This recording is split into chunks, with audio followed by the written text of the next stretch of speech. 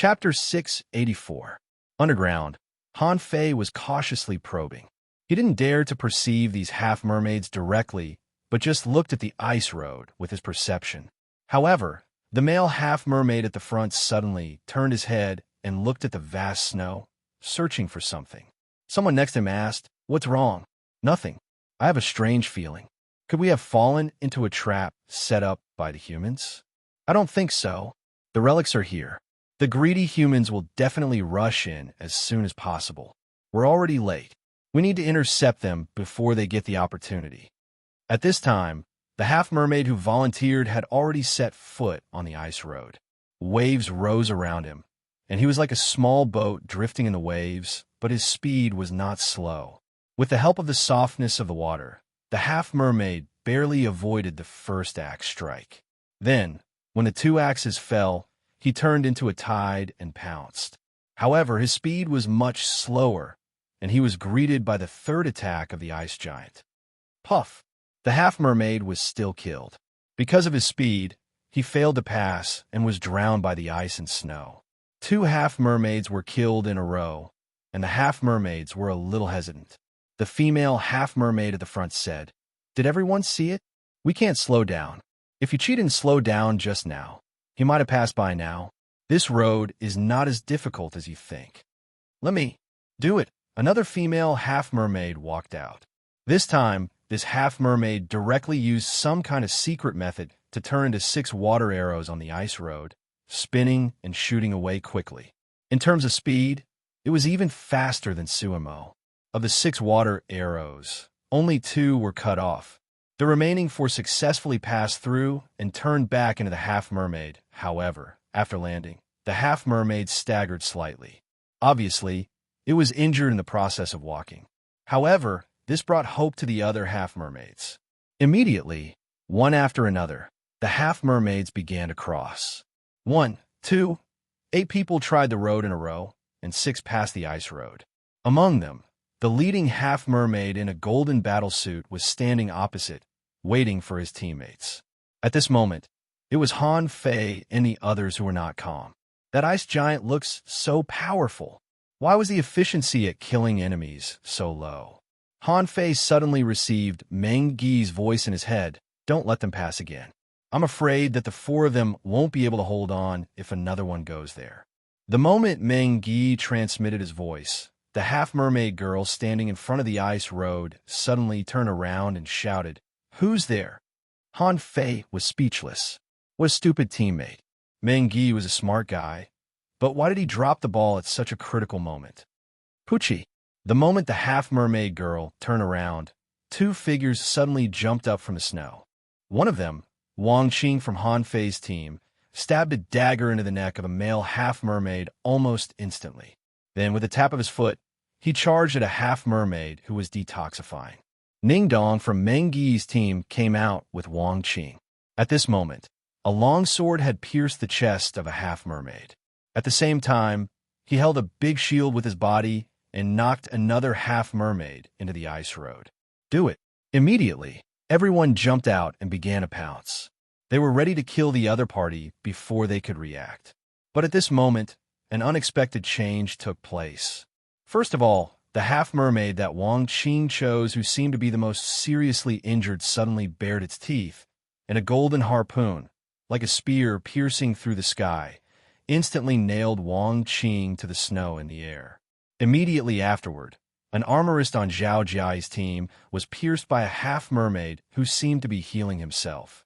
On the other side, Chen Aochen directly punched a male and a female half-mermaid in the front. After Ning Dong's furious attack, a weird machete flew out of the armor box on his back and cut a half-mermaid who was sneaking up on him in halves. On the other side, a blood-red demonic clam had swallowed a hunter from Sumo's team. The 2 sides met face to face, and in less than 3 breaths of time, in a situation that neither side had expected, 7 or 8 people had died. On the ice road, the half-mermaid that Ning Dong bumped into was also killed. After all, he wasn't ready yet. In a hurry, he didn't even have time to activate his secret technique. Meng Gi roared, "Retreat." The battle was over. The ground was littered with corpses, and Meng Gi's eyes were bloodshot. In the first round, 3 people were killed on his side, and there were only 12 left. On the half-mermaid side, Ning Dong killed 3 alone, and the others killed 3 together, leaving 9. On the other side of the ice road, several half-mermaids were roaring, but no one could hear them. Han Fei and the others naturally didn't take it seriously. However, at this moment, Tang Gu, Su Hongye, Yi Xiangxiang, and Su Mo charged out. Tang Ji's halberd was extremely domineering, and he killed one of them. However, on the other side of the ice road, Han Fei's expression suddenly changed drastically. Damn it, Han Fei didn't care about that at all. The blue sea wandering dragon bow appeared in his hand, and he shot at the enemy. On the other side, Tang Gu was stunned, and then suddenly a white dragon shadow appeared, and his body flashed like a flash of light. Su Mo, who he thought was on his side, broke through the void with a short spear in his hand. Seeing that Tang Gu dodged, he turned his target directly to Su Hongye. Su Hongye discovered it too late. She couldn't dodge, and her lower abdomen was pierced. Yi Xiangxiang's figure had already burst out, as if she had saved Su Hongye's life by cutting Su Mo. Then, Tang Gu and the sea demon with a divine weapon fought fiercely. Then, he pulled Su Hongye and Yi Xiangxiang into the door. Su Mo's sudden betrayal was unexpected to everyone, including Han Fei. He suspected that there was something wrong with Su Mo, but after several tests, he didn't find anything wrong with Su Mo until he stepped on the ice road. Therefore, even Han Fei was very angry and shocked by Su Mo's betrayal at this moment. On Tang Ji's side, the 2 sides fought into the palace. But on Han Fei's side, the situation was quite subtle. 3 half-mermaids with divine weapons were very powerful. The strength of Yu Ji, whom Han Fei met last time, was self-evident. It was not an exaggeration to say that she was a real, peerless heavenly talent. Even a male half-mermaid that Sun Mu met last time was also extremely powerful. He was a monster who could resist the ultimate move of the Immortals' slaying formation twice. And at this moment, there were 3 such monsters here. Of the 9 half-mermaids on the opposite side, one was indeed seriously injured and its breath was unstable. The other 5 didn't seem to be weakened much. The remaining 3 were the strongest, wearing golden battle suits and holding golden harpoons, opposing the human beings. Han Fei asked Meng Gi telepathically, "Do you need me to help?" Meng Gi replied, "Not for now. Chen Aochen and Ning Dong should be able to resist 2 of them. Let Gong Yuehan take action. Pretend to hide by my side." Han Fei glanced at the 9 half-mermaids on the opposite side, wondering. It was already surprising that the half-mermaids could be on guard and avoid the poison of the poison god. Did Meng Gi suspect that there was a hidden master among them? The female half-mermaid bared her teeth and scolded. "Human beings are really insidious and shameless. If we hadn't heard that you had developed a highly toxic poison, I'm afraid we would have been tricked by you." Meng Gi grinned. "How about it? You don't have the antidote, do you? It seems that you have prepared a lot of rare anti-poison fruits." The male half-mermaid said, "There are only 12 of you, and none of you have a divine weapon. Human beings, it's time for you to die." Meng Gi sneered. "Just the 3 of you? Are you sure you can beat us? Don't forget, even if you win, your strength will be greatly reduced, and you may even be seriously injured. At that time, do you think you can survive?" The female half-mermaid's pupils narrowed. "Kill." This scene was beyond Meng Gi's expectation. "You really don't want to enter the palace, do you?" Meng Gi shouted, "Attack." The male half-mermaid said, "Kill the spirit gatherer." As soon as he said this, the female half-mermaid disappeared and appeared directly behind Han Fei.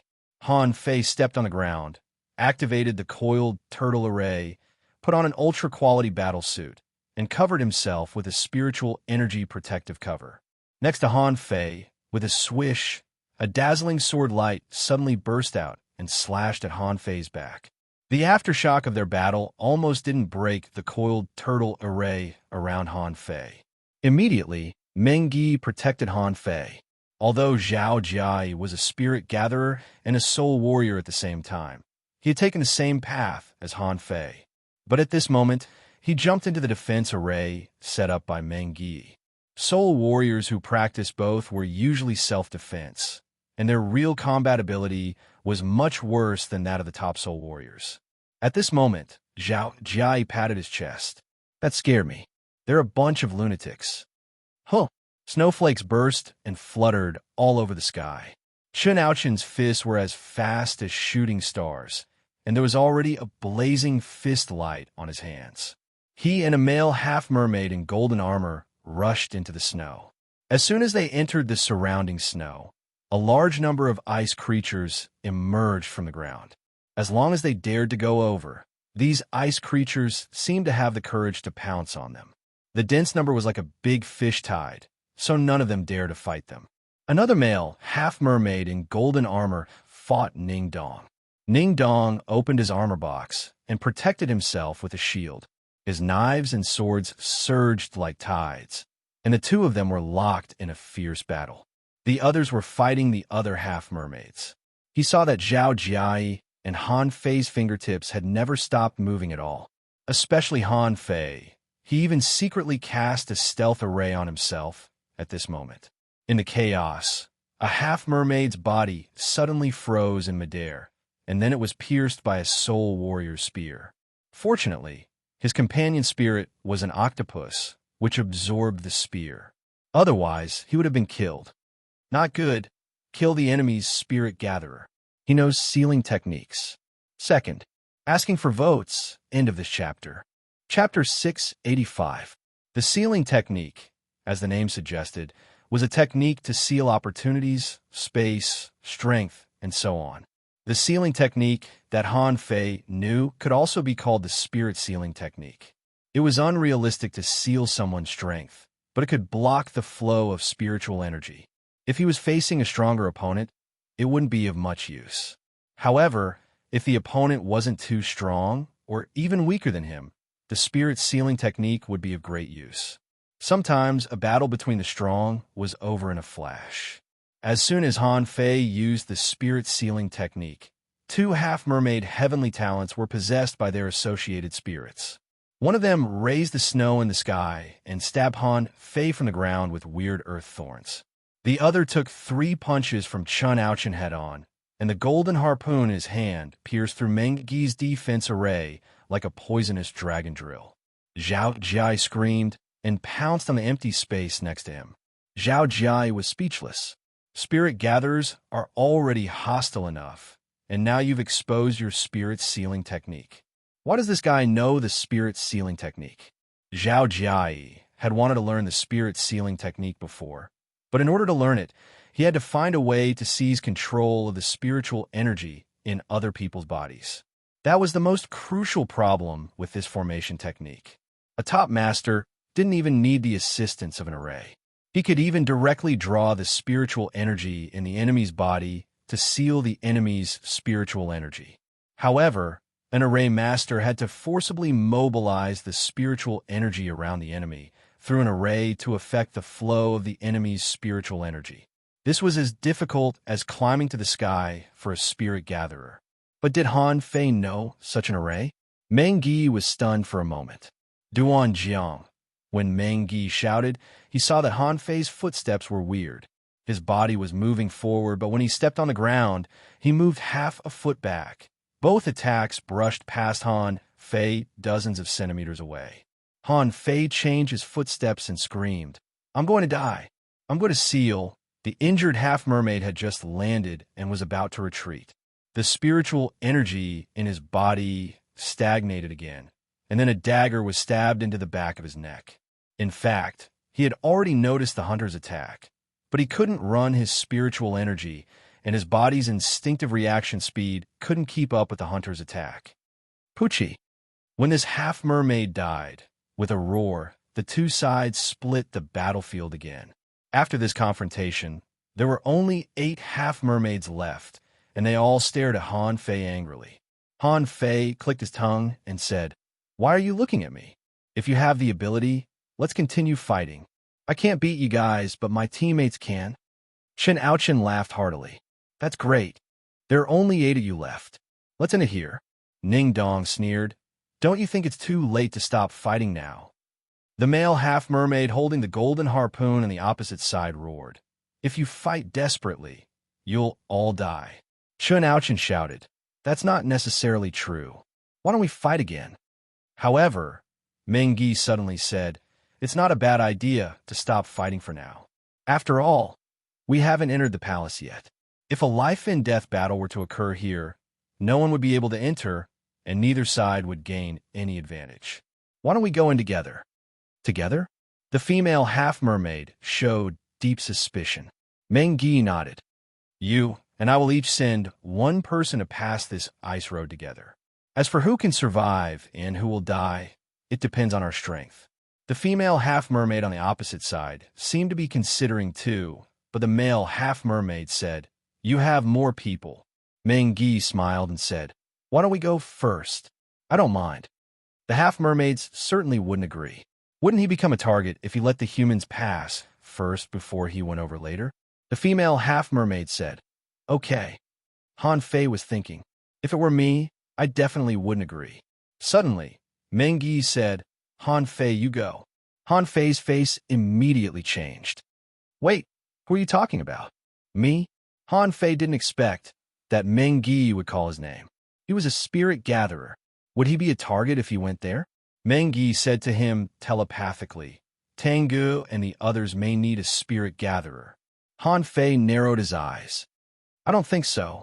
You want to use me as bait to see if there are other hidden half-mermaids in the other team? If there are, that person will definitely come out. Hiss, you want to finish the battle here. Mengyi glanced at Han Fei and didn't care if Han Fei had seen through his plan. After you go there, go straight into the palace. Don't worry about us. Han Fei's lips curled. From this moment on, Mengyi couldn't be trusted anymore. If Han Fei was a qualified warrior who cared about the big picture, he wouldn't have any objection to Mengyi's arrangement. Or if Mengyi was replaced by Luo Xiaobai, Han Fei wouldn't have any objection either, because they were familiar with each other. But Mengyi was just making use of him. But Han Fei was not a person who cared about the big picture. He was quite selfish. Even he thought so. The first thing Han Fei wanted to do when he saw this palace was to get more treasures for himself. He didn't care about the so-called team at all. Perhaps Mengyi had absolute trust in him. However, Mengyi didn't know his real strength. Why did he have absolute trust in him?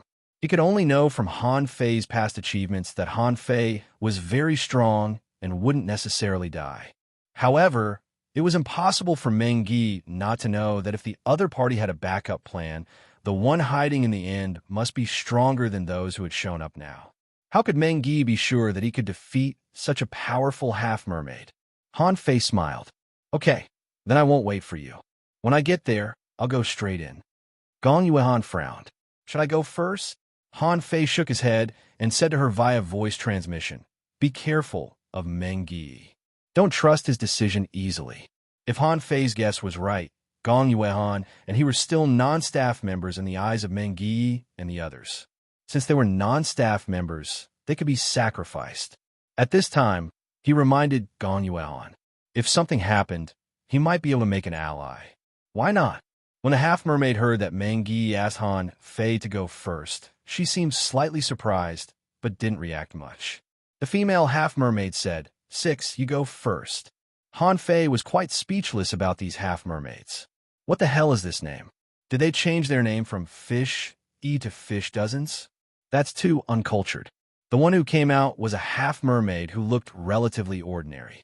But since they could come to this secret realm, no matter how ordinary they were the elites of the elites, just like the 20 people that Liang Tian temporarily transferred here. Every single one of them was extremely skilled. Otherwise, they would have been killed by now. Ning Dong looked at Han Fei. Duanjiang, are you okay? Han Fei hesitated. I should be okay. I'm fast, and this guy shouldn't be able to catch up with me. 6 roared at Han Fei, his eyes full of killing intent, as if he couldn't wait to kill Han Fei now.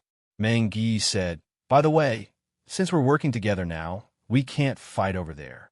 Otherwise, we might as well end the battle here. What do you think? The half-mermaid said, Okay. Han Fei and 6 fish stood in front of the ice and snow road. 1 human and one demon looked at each other.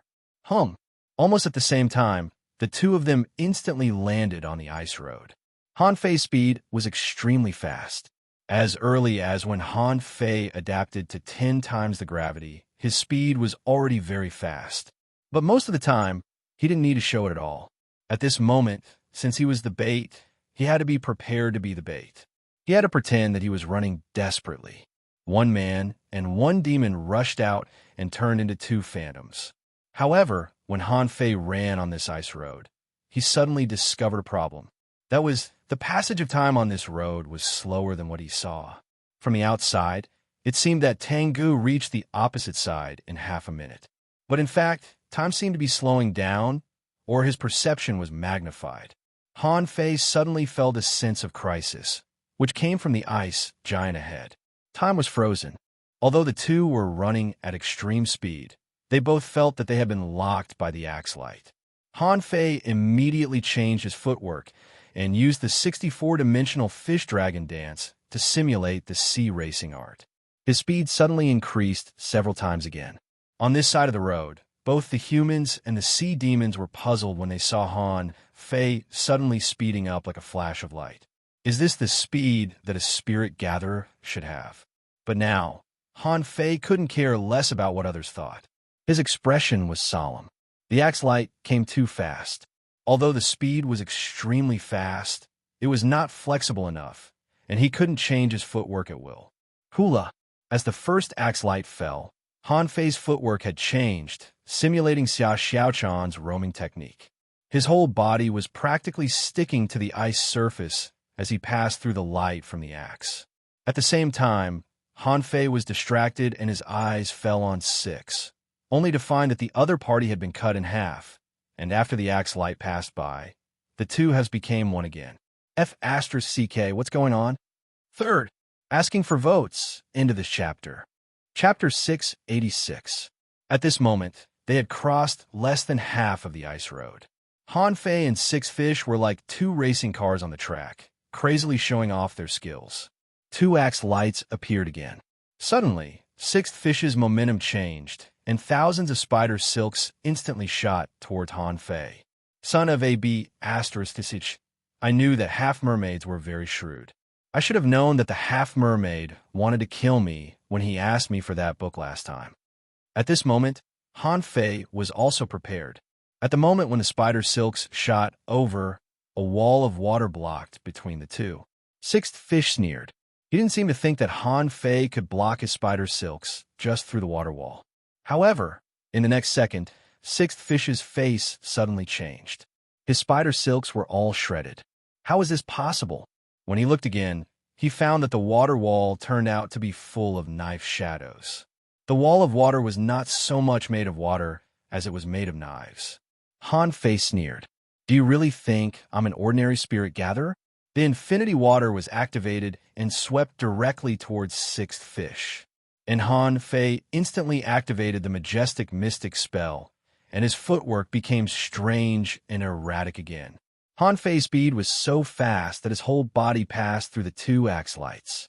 The moment he passed, the feeling of being locked on disappeared. Han Fei looked back and smiled at Six Fish. Then he saw a golden harpoon piercing through the air at him. In a flash, Han Fei moved his feet and turned his body in the air. Then he spat out a mouthful of blood and lay on the ground in front of the palace, motionless. And Sixth Fish in a golden battle suit. Because he was blocked by the infinity water, he had no time to run away. He seemed to know that he couldn't run away. So he simply stopped running, and his whole body burst out with dazzling golden light. A huge waterman, condensed by a mysterious, secret method, tried to rise from the ground. Han Fei had seen this scene in the Heaven Human Strait. Didn't the half-mermaid who fought against Yang Diyu use this trick? However, before this huge waterman rose, there were signs of collapse. Sixth Fish looked in Han Fei's direction in astonishment and roared, "Are you kidding me?" Han Fei was still lying on the ground motionless, as if he didn't hear what Sixth Fish was shouting at all. The huge waterman failed to appear and was blocked. Two axe lights slashed Sixth Fish's body. Swish! The golden battle suit on Sixth Fish burst out a strange and powerful golden light shield. Unfortunately, after the first chop, it exploded with a loud bang.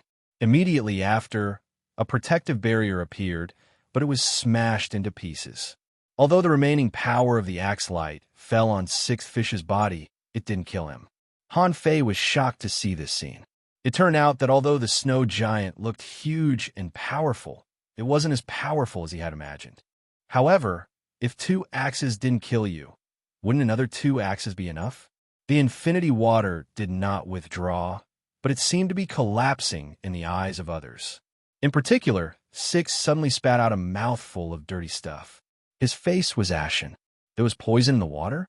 Although all the half-mermaids who came this time were prepared to resist the poison in advance. However, no one would have thought that they would be poisoned all the time. In the previous poison formation, under the protection of the 5 heavenly talents, they didn't manage to poison many people. However, this time, they were completely surrounded by the poisonous water, and it was impossible for them not to be poisoned. Sea demons were not omnipotent and couldn't resist all poisons. They were no different from humans. Seeing the 2 axe lights coming at him again, Sixth Fish chose to look back, as if to remind them that Han Fei had been pretending all the way. However, after he turned his head, he found that a fight had started behind him. Although someone was paying attention to him, and he shouted, it didn't help. Clang! Sixth Fish was shattered by an axe. Without so many trump cards, and only relying on the divine battle suit. Although he was not cut in half, Six's body was shattered. However, how could Han Fei believe that Sixth Fish was dead so easily? This person was probably at the same level as Yuji, or even stronger. Han Fei still had the immortal seal. He didn't believe that a half-mermaid heavenly talent of this level didn't have an immortal seal. After all, the half-mermaid wrapped in the golden battle suit died too quickly. As a result, Han Fei felt a fluctuation in the air as if something was about to appear. Immediately, Han Fei's eyebrows flashed. Little Black, bite him. Han Fei didn't know if the person who was about to appear was Sixth Fish. Was this the resurrection effect of the immortal seal? Until now, he had never seen it before. On the other side of the ice road, the half-mermaids were all roaring. They were all stunned. How is this possible? Why did they use the immortal seal? Chun Ouchin roared, Humph! Damn half-mermaid! How dare you play tricks? Do you really think we are afraid of you? In the air, Sixth Fish had just appeared. Before he ran, he felt a piercing pain behind him. Just this one attack was enough. Little Black had re-merged in a Han Fei's eyebrows. And Sixth Fish, looking at the axe light falling from the sky in horror, bared his teeth and roared. No! A terrifying spear of light burst out of Sixth Fish's body, and the terrifying power made Han Fei's pupils shrink. This power actually blasted toward the ice giant axe. Han Fei couldn't help but be dumbfounded. This should be the hammer blow, right? You got a lot of tricks up your sleeves. However, this terrifying spear failed to smash the giant axe, only blocking one of the giant axes, and the other one had already been chopped down. Puff! A half-mermaid genius died just like that. He had used all his trump cards, but he still couldn't escape the fate of death. Han Fei continued to lie on the ground. It had nothing to do with him at all. Even if the other side was all killed, he wouldn't care. Besides, Chun Ouchin, Meng Yi, and Ning Dong were all selected to enter the Scattered Stars first unit. Just now, Ning Dong alone killed 3 half-mermaids in one blow. Even if it was a sneak attack, Han Fei couldn't help but be surprised by his strength. Han Fei was tilting his head when he suddenly saw the golden harpoon of the half-mermaid stabbed not far away from him. Immediately, Han Fei moved it to his side. Now everything was ready, and he was just waiting for people to come. As for the inside, Han Fei was not in a hurry to enter. There was only one half-mermaid heavenly talent in the palace, and the traitor Su Mo was not a heavenly talent. And Tanggu and Yi Xiangxiang were also peerless heavenly talents. Even if they couldn't beat them, they wouldn't be killed. Han Fei wondered what the people on the other side of the ice road were talking about. After waiting for half an hour, someone came together. This time, it was Chun Chun from the previous team and an ordinary half-mermaid. However, unlike the last time, the two of them didn't fight. The two passed the ice road almost at the same time, and the first thing the half-mermaid looked at was the golden harpoon. It was precisely because he chose to grab the golden harpoon in the first place that led to his death. Puff! As soon as the half-mermaid sensed the crisis, he couldn't feel anything. Chun was dumbfounded, and so were the people on the other side of the ice road. Han Fei patted his clothes and got up from Cher's bed, with a kitchen knife in his hand. Chun was stunned. "Are you okay?" Han Fei picked up the golden harpoon. Seeing that the golden harpoon was resisting, he immediately suppressed it and then threw it into Forge the Universe.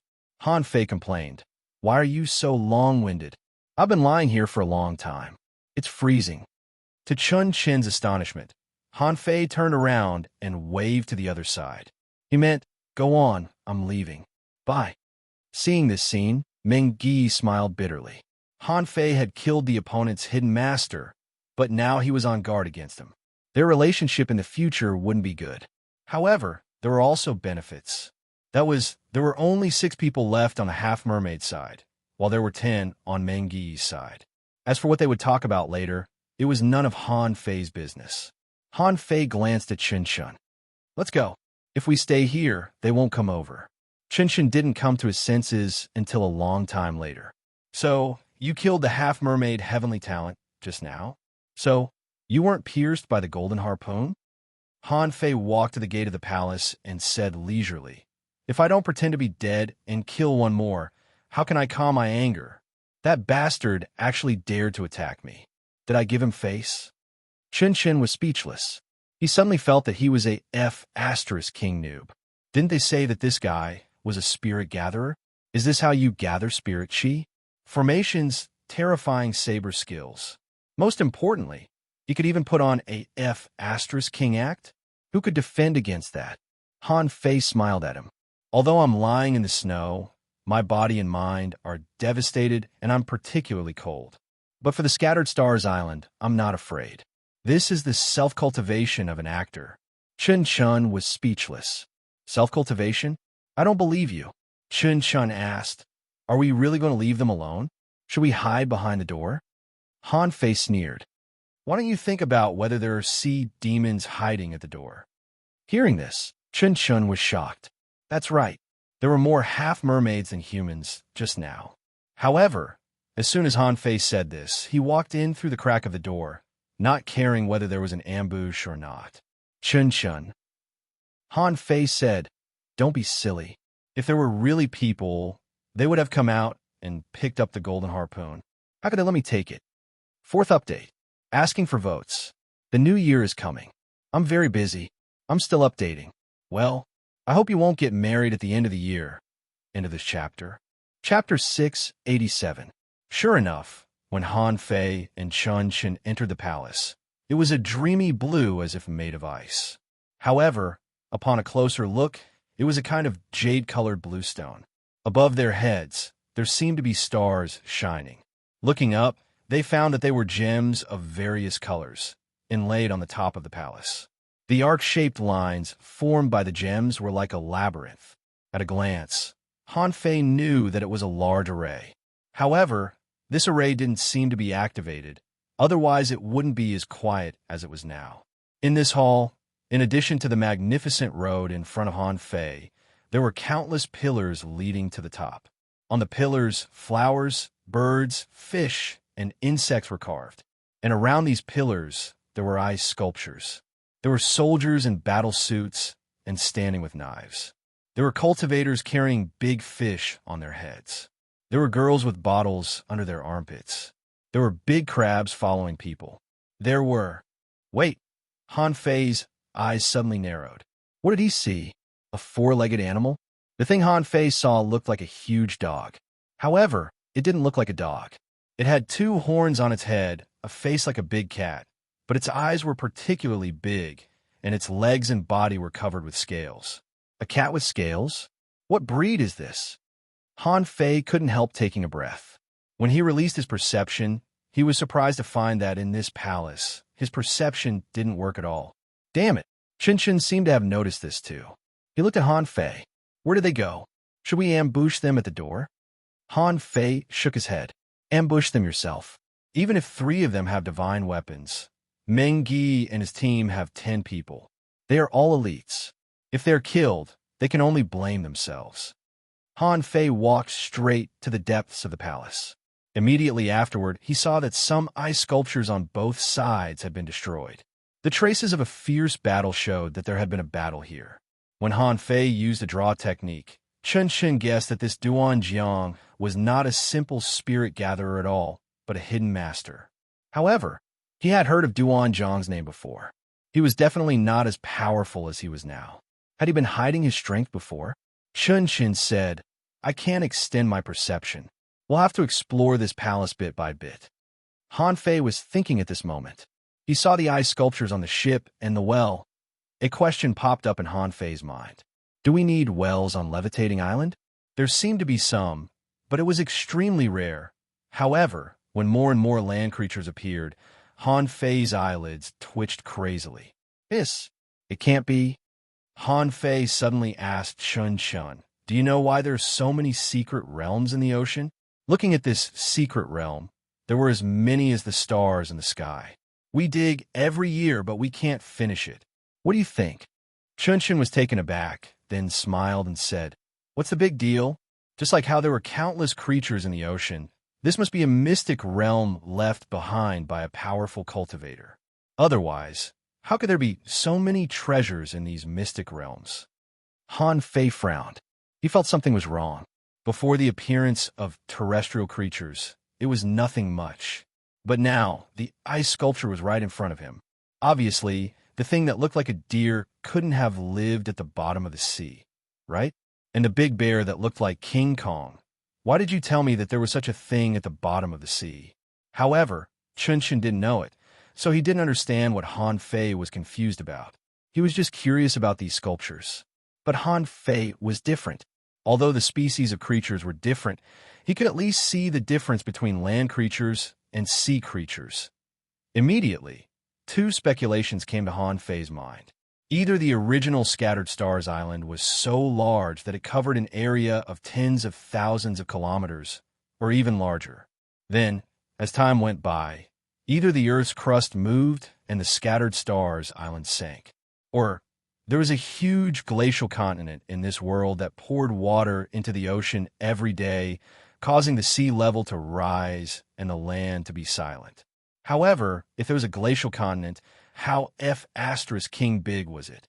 Just a level 3 fishery alone spanned hundreds of thousands of kilometers. The Scattered Stars Island was even further away.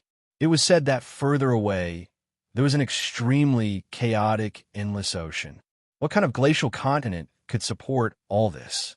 Han Fei felt that he couldn't think. However, there was one thing he could be sure of. This place was simply submerged. No matter why it was submerged, at least countless years ago, there was land here, and there were land creatures. Thinking of this, Han Fei couldn't help but think of the floating island. Why do people live in the sky? What was the origin of the floating stone? Was there a larger land in this sea? Were there still people living there? A series of questions were stuffed into Han Fei's mind. He found that there were too many mysteries in this world waiting to be unraveled. For some reason, the corners of Han Fei's mouth curled up. It was getting more and more interesting. Exploring the unknown. Would explorers get their names from this? Chen Shun tilted his head and looked at Han Fei. What are you smiling at? Han Fei came back to himself. Huh? Am I smiling? Chen Shun narrowed his eyes, feeling that something was wrong with Han Fei. This person seemed to be strange, so he had to be careful. Han Fei said casually, oh, nothing. I just feel that this world is quite interesting. Suddenly, a strong light came from the front, and there was a faint whistling sound. Han Fei and Chun Shun looked at each other and hurriedly rushed forward. There seemed to be a battle there. As they ran, the blazing light disappeared and was replaced by a dazzling light in another direction, on another road. Han Fei's expression changed slightly. Tango was a straightforward person. He would probably go straight to the secret realm, so he should go straight to the front. Han Fei said, let's split up. You go to the side, and I'll go to the front. Qinshen had always been wary of Han Fei and was thinking of an excuse to separate from Han Fei. Otherwise, if they encountered some treasures and fought again, he might not be a match for Han Fei. The two ran in two directions without hesitation. He had to admit that this palace was really big. In the front hall, there were ice sculptures everywhere, like a King large ice sculpture museum. Han Fei ran forward for more than 5,000 meters and didn't look at these ice sculptures again. After all, they were useless. When Han Fei ran to another huge gate, he found that this was a huge dark blue stone gate. The height of the stone gate was more than 800 meters high. If a human stood in front of such a huge gate, not to mention pushing it, even if Han Fei had 10 times his strength, he might not be able to push it open. At this moment, Han Fei was dumbfounded. This gate seemed to be closed. But if it was closed, where did the strong light just come from? Han Fei tried to push it, only to find that it didn't open. However, Han Fei found that there were neither patterns of flowers, birds, fish, or insects on the gate, nor any fancy patterns. There were lines on the gate, some straight, some curved. Attached, behind Han Fei, the golden and red wings spread, and he followed him and flew straight into the sky. He always felt that there seemed to be something wrong with this gate. Unexpectedly, when Han Fei surveyed the whole gate in midair, a picture composed of many lines appeared in the vision of the eyes of true vision. Han Fei's heart suddenly raced. This picture, is it a visualization picture? Han Fei immediately took a breath. Everyone was trying to find treasures. Who would have thought that there would be so many treasures? Whose treasure was 7 or 800 meters high, 2 or 300 meters wide? If he hadn't been able to fly, if he hadn't felt that the lines were weird, if he hadn't often memorized the God-scaring painting, Han Fei wouldn't have thought of flying up to see the full picture of this gate. But after seeing the full picture, Han Fei didn't immediately memorize it. Instead, he turned around, lay flat in the air, and looked at the array inlaid with various gems above his head. No, isn't it a visualization picture on the gate? Han Fei looked back again, only to find that if he looked at the door as a map of arrays, it seemed to make sense. Then the question was, if it was an array, why did it look like a visualization picture? Han Fei flew in the air, and his eyes flickered. He drew lines with spiritual energy in the air with one hand, trying to imitate a small piece on the gate. At the moment when a complex pattern appeared, a loud roar suddenly burst out in Han Fei's ears, almost deafening him.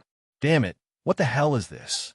Han Fei hurriedly retreated, and the pattern he had drawn just now had been annihilated and disappeared. Han Fei looked at the annihilated spiritual energy pattern in horror. Was it emitted by this array? Han Fei was dumbfounded. So, is this really an array on this damn gate? When he swept his gaze over it again, he discovered that the lines were so dense and numerous, and he had just casually sketched out a small part of the diagram according to what he could see. He had not followed a particular line and copied it one by one. Wow, did I create an array? First update. Asking for votes. End of this chapter. Chapter 688. Han Fei immediately gasped and felt a gush of hot air rushing to the top of his head, as if he had seen a huge treasure. Yes, Han Fei had thought that the treasures and opportunities were all behind the giant door. But at this moment, he felt that he had found an opportunity. This huge diagram looked more like a battle formation that was formed by the fusion of countless formations. Han Fei chose a random area again and began to draw with one hand. When the complicated lines finally closed, a gust of wind suddenly burst out. Han Fei was overjoyed, but then his smile faded and he quickly looked around. Then he flew in a circle. Making sure that no one was here, he hung himself on a pillar and began to memorize. Unlike the God-scaring painting, this painting was not difficult to memorize. However, there were too many lines on it. Although it looked like a symmetrical pattern, it actually didn't match at all, which was not good for memorizing at all. But Han Fei had the demon purification pot. As long as he remembered a little bit of this thing from beginning to end, the demon purification pot would remember it. So, after about half an hour, a string of information appeared in Han Fei's mind. Ocean Book, unranked. Note, thousands of arrays in heaven and earth are like threads, and each line is a formation. The array is mysterious and hidden in nature. Find it, and you'll get it. The Ocean Book is a fusion of tens of thousands of arrays. When tens of thousands of arrays are interconnected, they become arrays, which contain infinite changes. If you can forget the array map, you will achieve initial success in arrays. Drawback: drawing arrays from a map is not the essence of the Ocean Book. Deduction: unable to deduce hiss. Han Fei heaved a sigh of relief. Ocean Book? Isn't this line a formation? Isn't this too exaggerated? Isn't this giant door equivalent to a patchwork of countless arrays? Furthermore, the lines could actually be connected to each other, and from there, a new formation could be created. Is this more advanced than the spirit-gathering scripture? Han Fei was very sure. Although the spirit-gathering scripture had many independent arrays, it was incomparable to this Ocean Book. This was a picture formed by countless arrays, although he didn't know which arrays were inside. However, if he studied this kind of array every day, over time, it would be of great benefit to the integration of arrays. As for why it was unrated, that was easy to understand.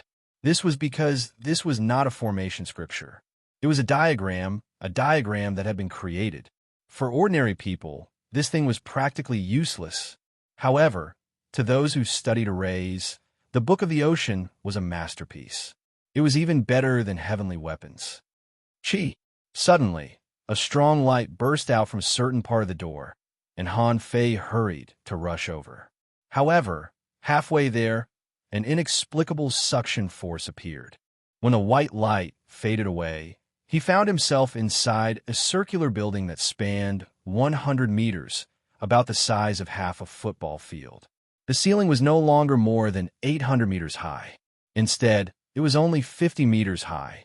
There were no gemstones inlaid on the ceiling, and the surrounding walls were made of green-blue stones. Overall, it looked like an igloo. The ground was made of ordinary limestone, but there were many cracks on it, and there was nothing around. The only difference was that on this round, arched bluestone wall, there were as many as 12 iron fences of various sizes. It can't be. Han Fei had a bad feeling in his heart. Why did this place give him the feeling that it was a coliseum? Yes, it couldn't even be called an arena, but more like a coliseum. Except for the lack of audience seats, this thing was like a small ancient Roman coliseum. Huh. Han Fei was speechless. Seriously? This is a relic from God, knows how many years ago. There can't be any living creatures here, right? Crack, crack. Han Fei saw that an iron fence was slowly rising, and the ground was thudding. Every time it rang, Han Fei's eyelids twitched. Damn it! When Han Fei saw a burly figure more than 10 meters tall appearing in the Colosseum, the corner of his mouth couldn't help but twitch. A bear? Han Fei was speechless. This bear was not a living creature, but an ice bear covered with a lot of snow. Its eyes glowed blue, and it was roaring at Han Fei at this moment. Ugh. Han Fei landed on the ground, dispelled little Gold's possession, and then crooked his finger at the ice bear. Are there any living people here? Why did you send me a lump of ice? Thud, thud, thud. As soon as Han Fei shouted, the giant ice bear roared, got on all fours, and rushed at Han Fei. Ordinary people wouldn't be surprised if they had never seen a creature like a bear, but Han Fei knew that the bear was not fast. The bear's speed wasn't fast, and its fighting style was either biting or fighting with its upper body. Obviously, it didn't need to stand up at all for a small creature like Han Fei. It was on all fours and needed a slap with its claws to attack Han Fei. Bam! The ground was cracked by the bear's slap. Han Fei tapped his feet and dodged it without even moving his hands. Immediately afterward, a big mouth came at Han Fei. Han Fei dodged again, and at the same time, avoided the impact of the giant ice bear.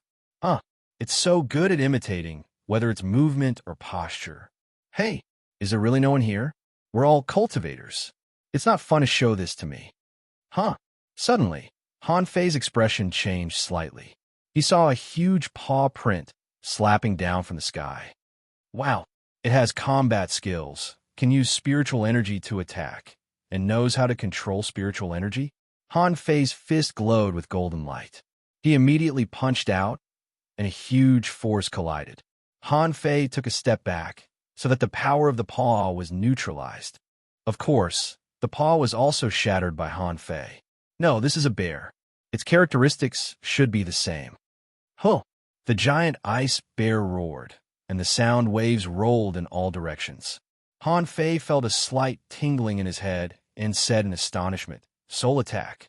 Immediately, Han Fei didn't dare to be careless. This giant ice bear was extremely powerful, and it even knew soul attacks. But it was a lump of ice. Huh! When the giant bear pounced again, its whole body stood up and was about to hammer Han Fei with its fists. Han Fei roared, and suddenly a big fish appeared in his hand, a fat hungong fish. Woo! The giant ice bear suddenly froze. The whole bear stood there, staring at the big fish with its blue eyes. Han Fei narrowed his eyes and threw the hungong fish in front of it. Then, the giant ice bear directly bit the hungong fish with its mouth, without even trying to fight back. It held the hungong fish with its two big paws and began to gnaw. Sure enough, its body is made of ice, but it's a bear with a soul. Han Fei secretly sighed. He didn't have honey here, or he could try it. Han Fei shouted at the void, "Hey, so, is this palace actually a coliseum? This bear should have been dead for countless years, but its soul is still there. The soul is still there. It doesn't seem to be dead. Can't you give me an explanation?" After waiting for a long time, there was no response. Han Fei wondered, is there really no one here? The giant ice bear was crazily gnawing the hungong fish, but as it was gnawing, he heard a cracking sound. The bear's teeth made of ice were bitten off, which stunned this bear for a long time. After a while, it continued to gnaw, and with a cracking sound, its tongue fell off. Without a tongue, it would be very strange for any creature, as if it couldn't enjoy delicious food. So the giant ice bear began to get irritable. Its two big paws began to pound the ground frantically, and then it stared at Han Fei. Han Fei sighed slightly. "It seems that no one cares about you. Forget it. It's better to die than to live like this. I hope you could be a stupid bear again in your next life." Bam, bam, bam. Accompanied by Han Fei's golden fish shadows, the giant ice bear was smashed into pieces. After all, there was a huge gap in strength. If it was the ice giant outside that was hundreds of meters tall, Han Fei wouldn't be so sure. However, the one in front of him was just a giant bear more than 10 meters tall, and it was made of ice. If he could lose, he might as well die. When the giant ice bear was smashed into pieces, Han Fei saw the blue fire in the giant ice bear's eyes floating in the air, flickering. Finally, it slowly annihilated and disappeared. Wow, what's that? A soul? Before Han Fei could think more, another iron fence was pulled up. Han Fei turned around, only to see a slender figure less than 1 meter tall, walking out of the darkness with cat-like steps. Big cat? Leopard? Lion? The monster didn't look like anything. It had the body of a cat, but its face looked like a dog's face that hadn't fully evolved, not cute at all. Han Fei sneered. "Are you going to kill all the beasts in these cages? Interesting. Why don't you release them all at once?" Swish! The big cat leaped out with a speed that was more than 10 times faster than the giant ice bear from before. Han Fei sneered, slightly tilted his head, and a palm mark scratched the side of his face. Bam! Smashing the big cat with a punch, Han Fei sneered. "I like to see what's playing tricks on me." Second update. Asking for votes. End of this chapter. Chapter 689. Han Fei found that although these ice sculptures all had souls, they were too weak. The weakest one was almost as strong as a peak-level dangling fisher, and the strongest one seemed to be only comparable to an advanced hanging fisher. But this still shocked Han Fei. It had been hundreds of millions of years. How could he still have such a strong combat power with an ice body? How strong would he be when he was in his peak state? There was a bear, a big cat, a creature that looked like a rhinoceros, a vicious dog. Almost none of the creatures could resist Han Fei. When the 12 iron fences were swept away by Han Fei, a crack suddenly appeared above his head. Without hesitation, Han Fei jumped up directly. Just at the moment when Han Fei jumped up, a cold light was pointed at the center of Han Fei's eyebrows. Han Fei's face changed drastically. He raised his head, stepped on the ground, and activated the 6th spirit armor. At the same time, an ultra-quality battle suit appeared on his body, and a spiritual energy protective cover appeared. Gotcha! The 6th spirit armor was broken, and the spiritual energy protective cover was broken. However, it bought Han Fei some time. Han Fei suddenly slapped the water-dividing seal in his hand. With a clang sound, a white shadow flew out. At this moment, Han Fei saw that it turned out to be an ice man, a man completely made of ice. Like the previous creatures, this ice man had 2 balls of blue light in his eyes and was holding 2 icicles in his hands. He was obviously a hunter, and he was definitely not weak. At that moment, if it weren't for Han Fei's quick reaction, he would have been killed at this moment. In terms of speed alone, the opponent's strength was almost comparable to Xia Xiaochan's before she came to the Scattered Stars Island. Han Fei immediately narrowed his eyes. Hey, if your soul is still here, you should be able to understand what I'm saying. Why don't we make a deal? Tell me, which era are you from? How long has this palace existed? Was this ocean once a land? Swish! Before Han Fei finished his words, the hunter came at him again, and this time, he was even faster than before. Because it was an Iceman, theoretically, this person should have many combat skills that he couldn't use. This restricted him, so when he attacked, although his speed was very fast, he didn't use any special combat skills. Buzz, buzz, buzz. Immediately, one icicle after another shot at Han Fei from all directions. This seems to be the only combat skill this Iceman can use. Han Fei sneered and stood still, letting the icicles fall on him. However, the moment the icicles fell on Han Fei, they were directly shattered. Not to mention hurting Han Fei, it couldn't even penetrate an ultra-quality battle suit. Han Fei sneered. As I said, let's talk peacefully. Look at you, you've been trapped in this dark place for who knows how many billions of years, and you've never thought of getting out? I see your soul is still there. Why don't we go out? I'll catch a half-mermaid for you. You can destroy its soul and live in it. What do you think? However, the ice hunter was unmoved and charged at Han Fei again. His footsteps were quite strange, and even dazzled Han Fei. Han Fei blocked the attack with 2 knives in his hands. Hey, it's not easy to live until now. Don't force me to kill you. Ding, ding, ding. Stubborn fool, then go to hell. Swish, swish, swish. Hundreds of blue sea wandering dragon daggers suddenly shot out, directly mincing the ice hunter into pieces. Han Fei kicked the broken ice on the ground and spat. I'm talking to you nicely, but you don't listen.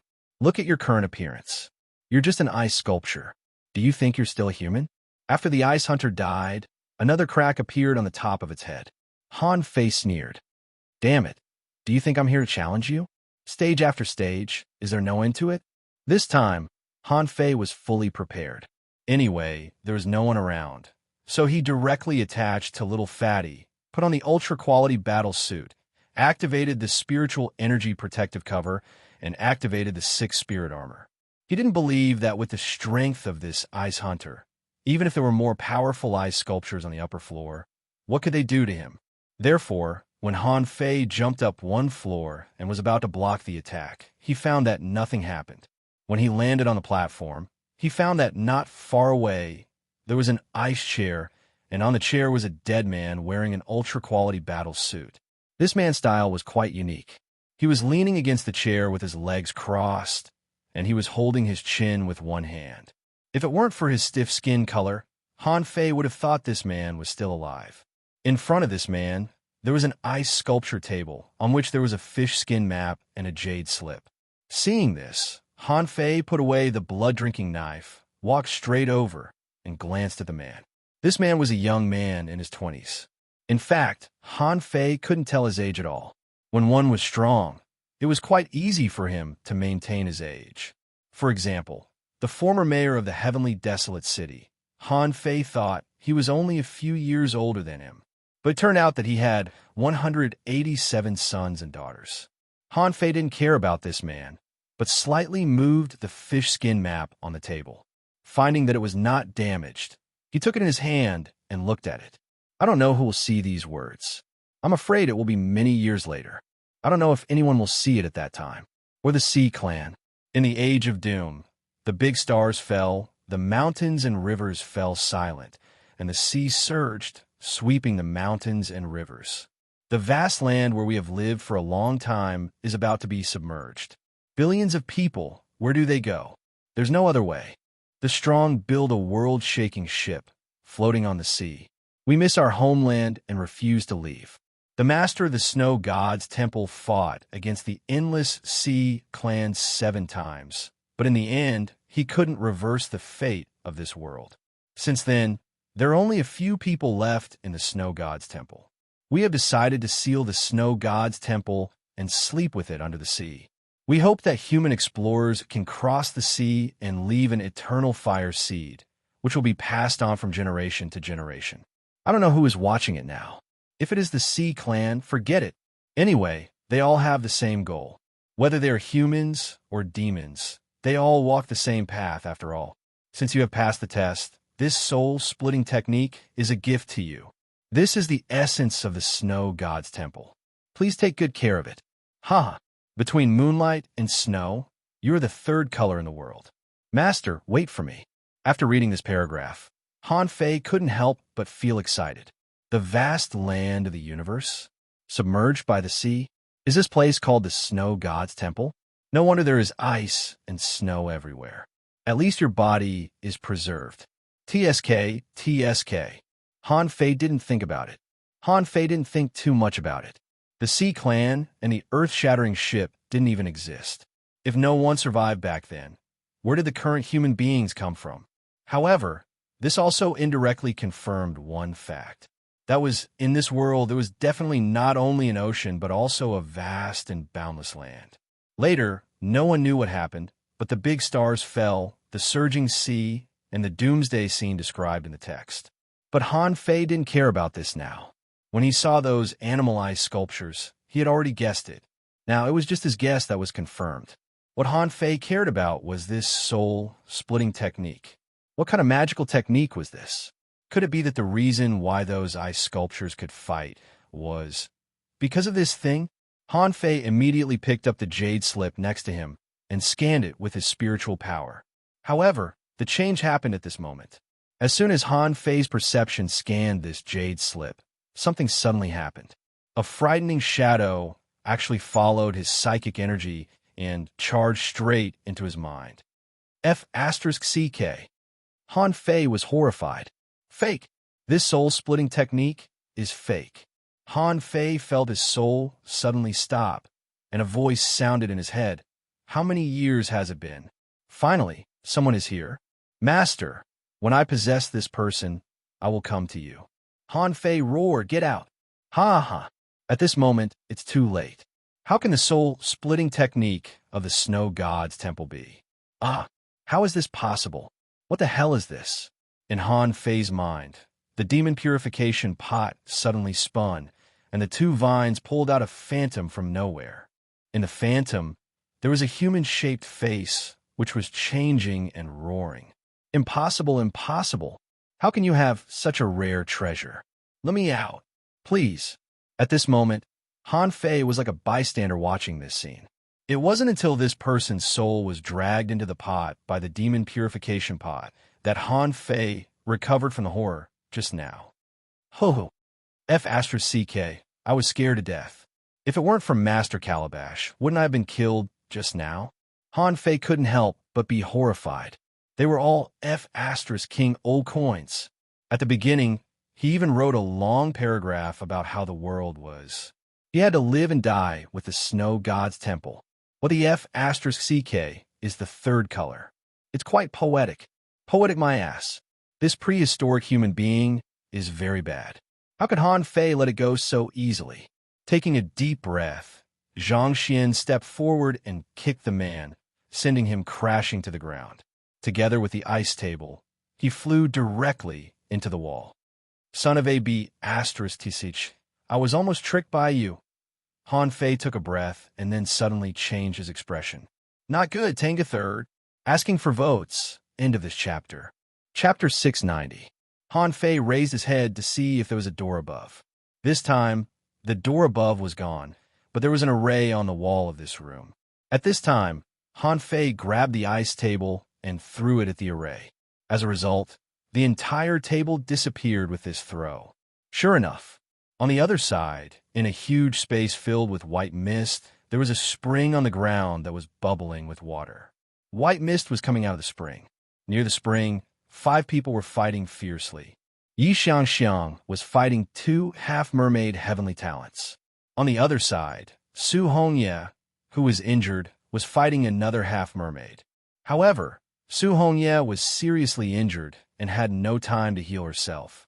Therefore, she was at a disadvantage. If it weren't for her unique footwork that could turn into red leaves all over the sky, she would have been stabbed to death. At this moment, the half-mermaid pierced Su Hongye with a harpoon, but a red leaf floated to his ear. Chilla! Blood spurted out, and one of the half-mermaid's ears was cut off. When Su Hongye reappeared, she was already 30 meters away. Su Hongye shouted, "You go in first. Don't worry about me." Yi Xiangxiang said stubbornly, "No. Enough people have died this time. I can't let any more die." "Ah!" Yi Xiangxiang roared, and 6 shadows appeared. The 6 Yi Xiangxiang launched a crazy attack on the 2 half-mermaid heavenly talents. They were so fast that the 6 clones seemed to be her real body. Of course, everyone knew that it was impossible. However, because Yi Xiangxiang's speed was too fast, every time the silhouettes attacked, she was actually the one who moved there. Defense. Water cage. The 2 half-mermaid heavenly talents were not stupid. The 2 of them exchanged blows with Yi Xiangxiang, but they failed to kill this human girl. It could be seen just how powerful this girl's battle prowess was. At this moment, the 2 of them saw that the girl had gone crazy. Immediately, they locked themselves in layers of water cages and joined hands. Yi Xiangxiang was not as destructive as them, so she couldn't break the water cage for a while. After all, hunters were usually at their strongest when they were hunting. This also applied to Xia Xiaochan.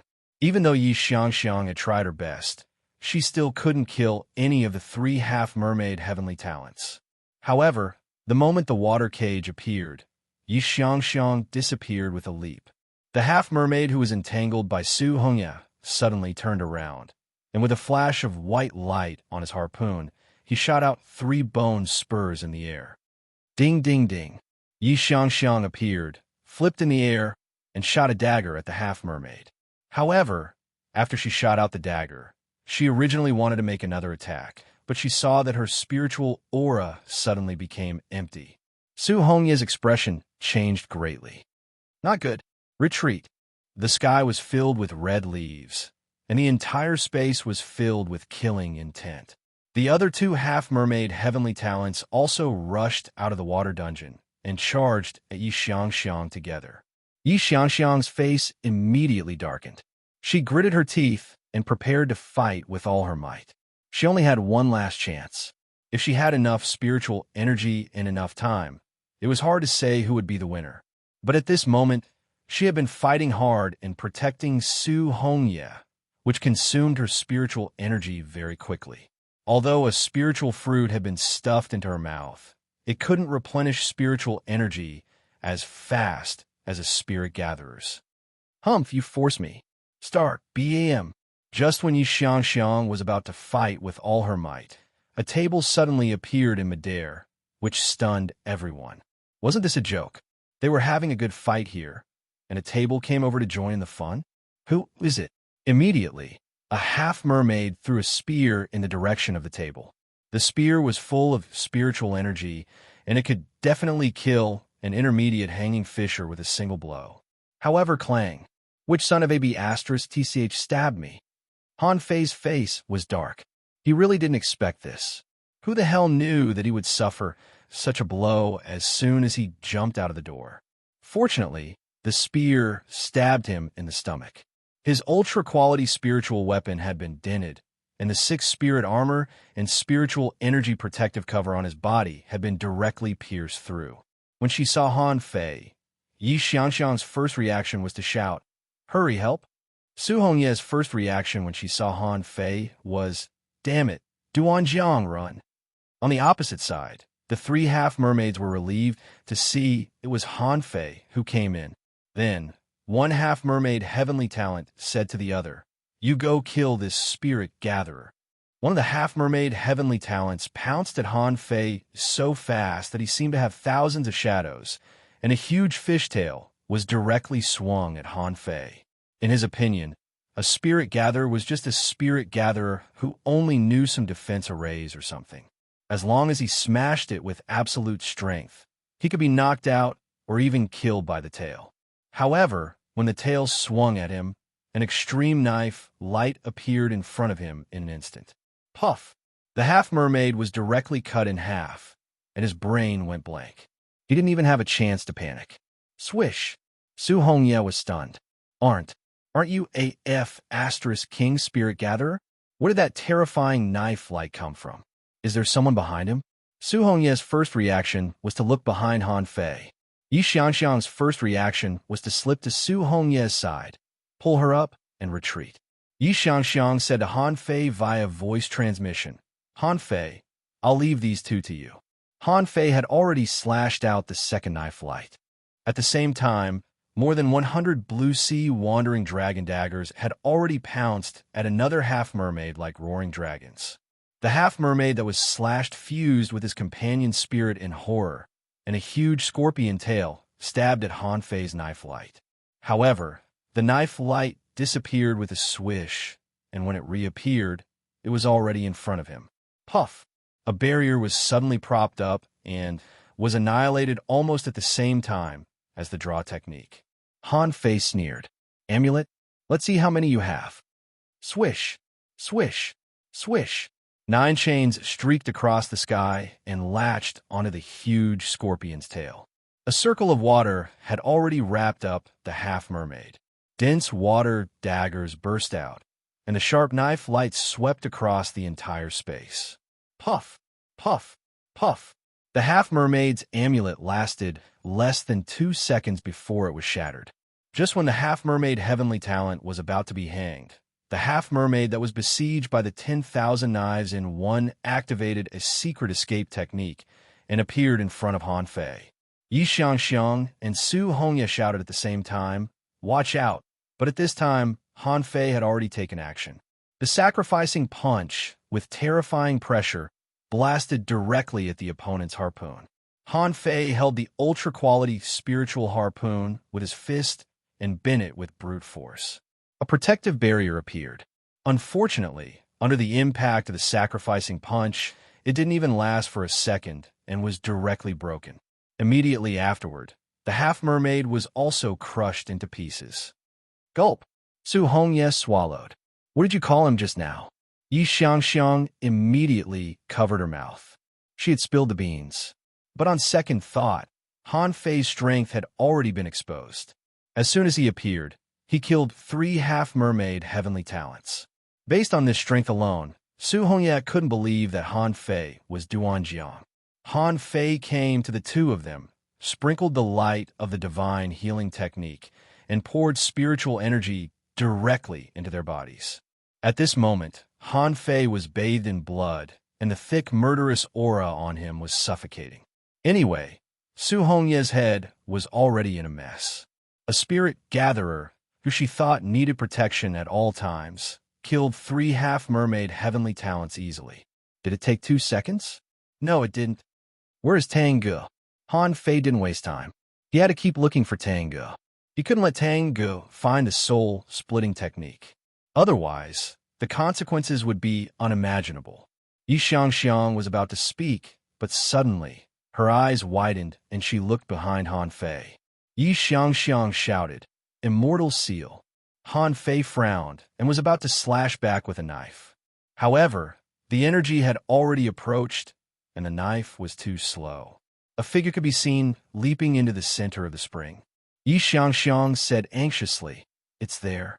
They all went in from that place.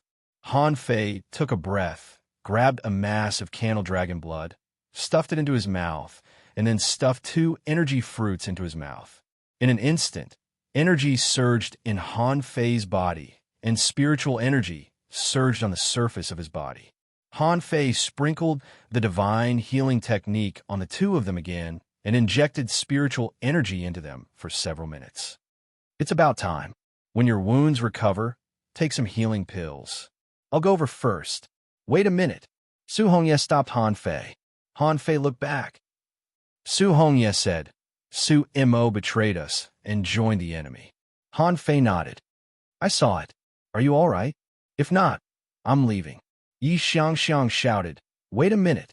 There's a half-mermaid heavenly talent with a divine weapon and two half-mermaid heavenly talents who are slightly weaker, plus Su Mo, for people.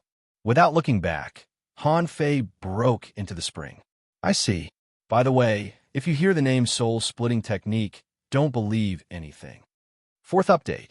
Monthly votes, recommendation votes, throw them out. I'm an emotionless writing machine. I can't do anything about it. I've already updated more than 270,000 this month. My head is about to explode and I'm so busy. How about your support? Crying while laughing. Into this chapter. Chapter 691. Han Fei jumped into the mouth of the spring, and he felt terrible immediately. He felt that his whole body was about to be frozen. Han Fei immediately circulated his spiritual energy, and only then did he manage to relieve the coldness. Was the seabed at the bottom of this spring? Han Fei wasn't sure if it was the seabed because he couldn't even see a shell. All he could see was blue and white.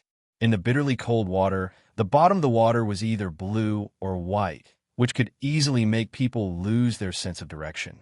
With a flash between Han Fei's eyebrows, Little Black and Little White appeared. Girl, look for Tango for me. Little White rubbed Han Fei's cheek affectionately and then jumped out with a swish. Little White was already a level 38 spirit-swallowing fish and had grown more and more beautiful. Her long tail and fins were like fluttering ribbons. She was a pretty good fish girl. Little Black became colder and colder. Seeing that there were no enemies around, he didn't bother to run. Han Fei chased all the way and immediately found that the space under the spring was larger than he imagined. After a while, a large amount of eyes had emerged from the water. Han Fei was dumbfounded. Are you crazy? Why are there ice cubes coming out here? Besides, the bottom of the water was unreasonably cold. It was not the coldness of the temperature, but a kind of coldness from the soul. Swoosh! Suddenly, beside Han Fei, Little Black shot out like a sharp arrow. He drew a shadow in the water, and Little White in front of him ran back like a phantom. But in the bottom of the water, a black shadow with a long tail suddenly emerged and seemed to want to whip Little White.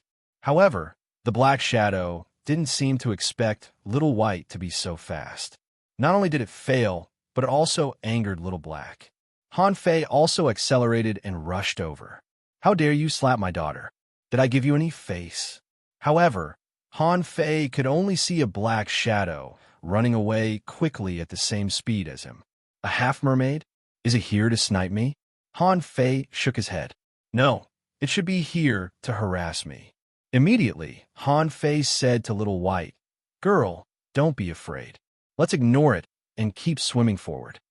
Little Black had already chased out, but seeing that the other party ran too far away, Little Black didn't bother to chase after it.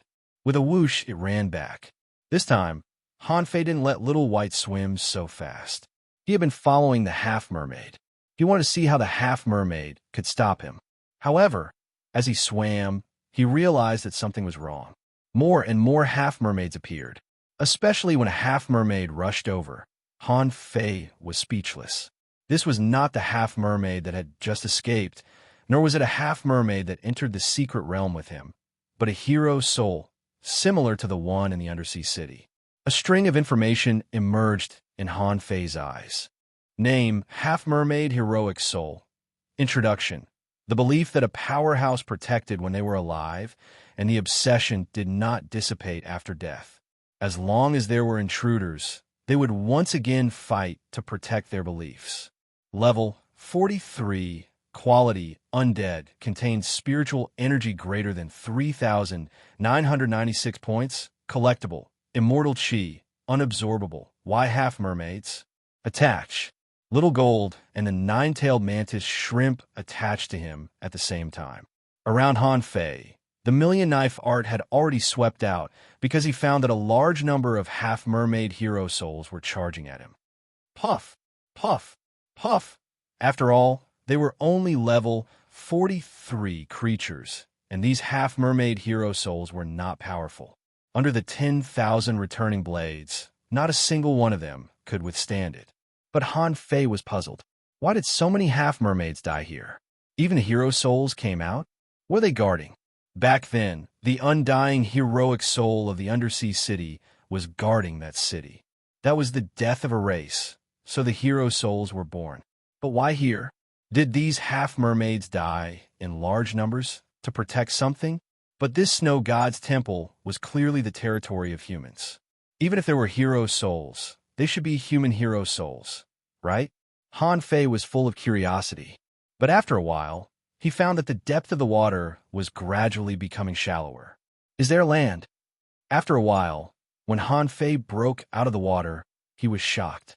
In his field of vision, there was a huge ancient tree. It was almost a kilometer high, and the branches and leaves were spread out. However, the tree was obviously dead. All the branches and leaves seemed to have been frozen, and there was a layer of white snow covering them. Just by looking at the scenery, it was truly magnificent. However, Han Fei was not in the mood to care about this at the moment. After taking back Little Black and Little White, Han Fei looked around and found that he was still in an indoor space. However, this indoor space was larger than he imagined, and the place he was in was an island covered with ice and snow. This big tree was the only eye-catching place on this island. Bam! On the other side of the giant tree, Han Fei heard a violent sound. Who else could fight here except for Tengu and the half-mermaids? As soon as Han Fei ran under the tree, he found that ice crystals seemed to be falling from above his head. Who's up there? Han Fei didn't care so much. He didn't stop and rush to the other side of the tree. As soon as he passed by, he turned his head and found that a half-mermaid was nailed to the tree, and its entire chest and abdomen were nailed to pieces. In the field, a half-mermaid in a golden battle suit was sitting on the ground, spiritual energy surging on the surface of its body as if it was healing. The other 3 half-mermaids were confronting Tengu. All 4 of them were injured. Tang Ji's entire right arm was dripping with blood, and the ultra-quality battle suit on his body had been damaged. Among them, there was a half-mermaid, which was the one that Han Fei had just resurrected with the immortal seal. At this moment, seeing Han Fei coming, it looked frightened and looked at its companion. When Tengu saw Han Fei, the corners of his mouth curled up, and he thought to himself, "I've won this battle." Han Fei chuckled and stepped out, activating the majestic mystic spell and 10,000 eyes in one. Like a pear blossom rainstorm, a flash of white light appeared in the air. "Are you all right?" Tengu took a breath. "I'm fine. If it weren't for that bastard Sumo, these people would have been dead at this moment." The half-mermaid heavenly talent who was sitting cross-legged suddenly bounced up, not intending to fight Tengu or Han Fei, but directly prepared to run away. The remaining 2 half-mermaids seemed to have accepted their fate. One rushed at Tengu, and the other blocked Han Fei. However, Han Fei didn't care about the half-mermaid who blocked him at all and just rushed at them with the million-knife art. As for himself, he clenched his fists, and surging energy burst out of his body in an instant. Seeing that the half-mermaid heavenly talent was about to run away, the sacrificing punch broke out and appeared directly more than 800 meters away. Hiss! The half-mermaid seemed to strike with a golden harpoon. As a result, although the fist power was weakened a bit, the sacrificing punch was still powerful. But the momentum of the sacrificing punch didn't stop, and it was imprinted on its body. The moment the amulet appeared, it was shattered. Although the divine battle suit burst out with a powerful counterforce, the half-mermaid's blood was already splashing in the sky. However, to Han Fei's astonishment, although the half-mermaid was almost covered in blood, it still struggled to fly into the water and disappeared. Puff! The half-mermaid in front of Tengu was nailed to death. Puff! Puff! Puff! How could this prodigal in front of Han Fei be a match for him? In less than 20 breaths of time, he was hanged alive. Han Fei didn't chase after him. He drank a mouthful of candle dragon blood, walked to Tengu in 2 or 3 steps, and cast the divine healing technique on him. How are you? Are you all right? Tengu shook his head. Not a big problem. However, I use too much force in my right hand. Even if I recover, I'm afraid I can only exert about 70% of my strength. Han Fei took out a pile of spiritual fruits, held 2 energy fruits in his mouth, and handed the rest to Tengu. That's enough. Let's recover to 70% first. This time, the sea demons are doomed. If there are no accidents, including the one that just ran away, there are at most 7 of them. Tengu was stunned. What about the others? Han Fei nodded. Kill them. If they hadn't hidden a half-mermaid heavenly talent in their team, they would have been killed. Moreover, Mengyi was no fool. Although they might still be on the same level in terms of battle prowess, he still had an obvious advantage.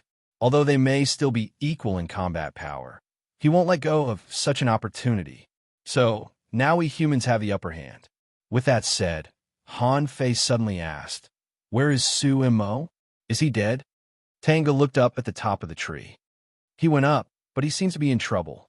Just now, a strange power broke out on the tree, and then Su Mo was silent. Han Fei frowned. Is he up there? Tengu nodded.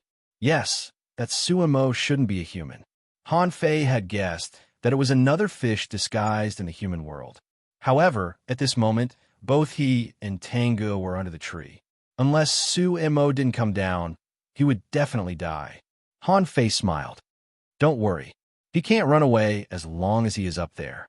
You recover first, and then go up to find him. First update. Asking for votes. End of this chapter. Chapter 692. Under the tree. Han Fei and Tengu were both recovering. Although Han Fei slashed left and right just now. In fact, each slash consumed a lot of energy, and his energy and spiritual energy were all used up in the blink of an eye. Such an intense battle was only suitable for use when there were few people. If there were too many half-mermaids, Han Fei wouldn't dare to use it like this. Also, Han Fei could kill several people in a row because he had the advantage of the air-breaking strike. How could ordinary people know that Han Fei had mastered the 1,000-mile fishing art to this extent? Such a huge knife light flashed directly at his face. No matter how many trump cards he had, he couldn't resist such a terrifying attack. The wound on Tang Ji's arm recovered, and he looked up at the tree. How did you find out that there was something wrong with Su Mo? Han Fei said with a smile. I didn't find anything at all.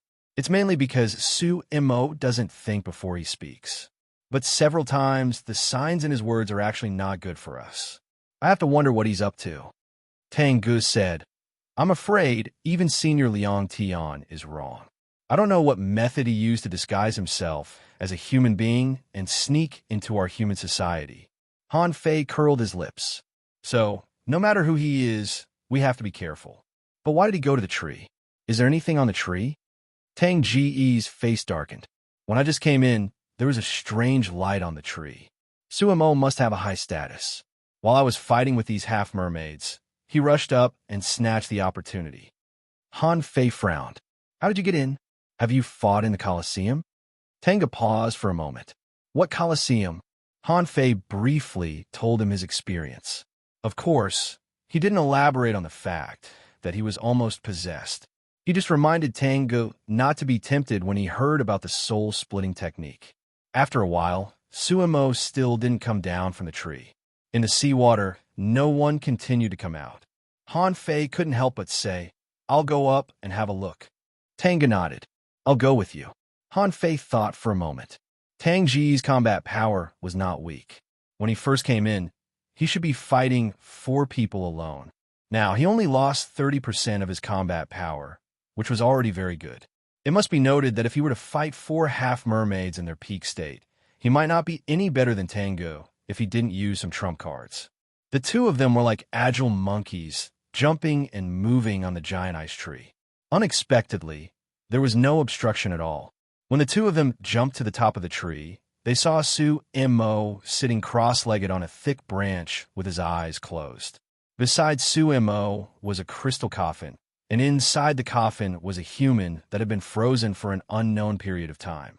He wore dark blue battle robes, and a third eye had opened between his eyebrows. Tengu had just taken out the halberd when Han Fei stopped him.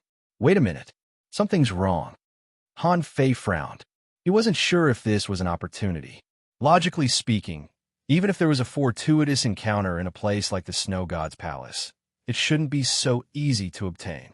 Come to think of it, other than the soul parasite they encountered when they first entered the arcane realm and the snow giant outside the palace, they hadn't encountered any obstacles until now. The only one they encountered was the B***starred who wanted to possess him. Only that level of danger was worthy of a magnificent palace like the Snow God's palace. But now, this ice tree only looked shocking, but in fact there was no danger at all for bottom atop. Han Fei was quite suspicious. The person in the coffin had sealed himself. But in this world of ice and snow, was there any difference between putting himself in a coffin and lying outside? If this guy was really going to be silent, he would have set up some difficulty settings, right? Otherwise, if someone were to find him countless years later, it would be strange if they didn't open his coffin and search for his fortuitous encounters. Han Fei's heart trembled. So, this coffin must have been deliberately thrown here. The person sleeping in the coffin was deliberately waiting for someone to open it. Han Fei couldn't help but think so. He had been fooled once. There was no reason for him to be fooled again. Tengu frowned. "Look, Sumo's aura is changing." Han Fei nodded. "I know. Let me do it." With a casual wave of the blood-drinking knife, a knife light cut at Sumo, who was sitting cross-legged. However, the knife light was blocked by an invisible barrier 3 inches in front of Sumo. Han Fei's knife light didn't even shake him at all. Han Fei's eyelids twitched, and the blood-drinking knife slashed again. However, this time, it was no longer aimed at Sumo, but at the ancient human in the ice coffin. However, with this slash, the lid of the coffin suddenly flew up, and a magical array broke out, blocking Han Fei's slash. Han Fei shouted, "You smash the coffin, and I'll kill Sumo immediately." Han Fei asked the 9-tailed mantis shrimp and little fatty to attach to him, activated the majestic mystic spell, and used the draw technique with all his strength. It was a simple and unadorned slash, but it was also an extremely terrifying slash. Clang! In the array, Sumo suddenly opened his eyes, and there was a faint blue light in his eyes. A complicated array actually blocked Han Fei's draw technique. However, how terrifying was Han Fei's strength when he was in an all-out attack? As an advanced dangling fisher, he dared to fight a peak-level hanging fisher head-on. At this moment, Han Fei's strength had jumped to the level of an intermediate hanging fisher. Even a peak-level hanging fisher didn't dare to easily block this knife attack. Gotcha! The array was broken, and a blue light suddenly appeared on Sumo's head. In the blue light, a new eye grew out. A small white sword condensed from that eye and collided with the draw technique again. Bam! The draw technique collapsed, and Han Fei took 2 steps back. On the other side, Tang Ji's strongest halberd technique had already struck down. The terrifying power directly crushed the ice coffin. However, the body was grabbed by Sumo's big hand and flew back. Han Fei said coldly, "He is not Sumo. He has been possessed." Han Fei was very shocked and angry. He knew that there was no free lunch in the world. Sumo couldn't be so strong. Otherwise, he would have been discovered long ago. He must have become stronger in this short period of time, just now. Tengu pointed his spear at Sumo. "Who is it?" Han Fei shrugged. "If I guess correctly, it should be a prehistoric human. Don't you think so, brother?" Sumo's eyes flickered. "How do you know? Also, you are not from the Sea Clan? How long has it been since the Age of Doom?" Tengu was shocked. "It's really not Sumo," Han Fei sneered. "What is the Age of Doom? I've never heard of it. However, the Snow God's temple doesn't look like a good guy. You dig holes everywhere, try to possess me, and be reborn." The man's face was gloomy. "Human beings, why kill each other?" Han Fei scoffed. "The body you're using now is that of a human being. Didn't you still kill him?" That person said indifferently, All of this was prepared for the sea race. We never expected that human beings would return. Besides, this body is not human. It can only be said to be half human. He is an ominous man who combines human beings and the Sea Clan. Han Fei sneered. Keep pretending. Ominous man, do you still want to possess me?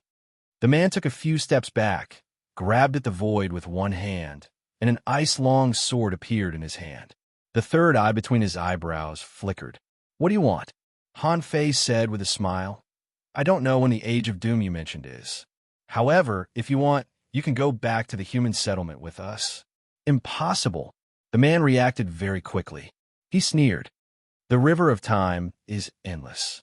If I appear in today's human society, I will definitely be caught by the strong. At that time, my life and death will no longer be under my control. Han Fei grinned. It's fine if you don't go back. Anyway, the person you possess is not a good person. However, hand over the soul-splitting technique, or I will still kill you. The man frowned. Do you know the soul-splitting technique? Han Fei sneered. I know a lot. Don't you want to save the master of the snow god's temple? Hand over the soul-splitting technique, and I will let you go. The man's eyes flashed. Impossible. The soul-splitting technique is the supreme soul skill of the snow god's temple. How can I give it to you? As for the master, she has already died. How can I save her? Han Fei pretended to be surprised. Huh, had he fallen? Then you could die too. Go! Han Fei shouted, and he and Tang Gu immediately launched an attack. The terrifying combat power of the two directly tore a large area of ice branches. Tang Ji's halberd was like a dragon, splitting mountains and rivers. Han Fei slashed out 100 knives at the same time. The man leaped into the air and jumped down from the tree. As his eyebrows flickered, hundreds of creatures immediately appeared on the ground, roaring and soaring into the sky. The 9-star chain shot out and clasped at the man. Tengu was even fiercer.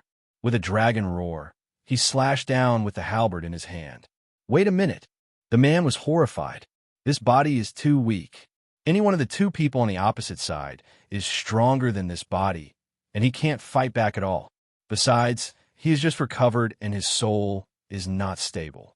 In such a fierce battle, he will be hacked to death in less than 10 minutes.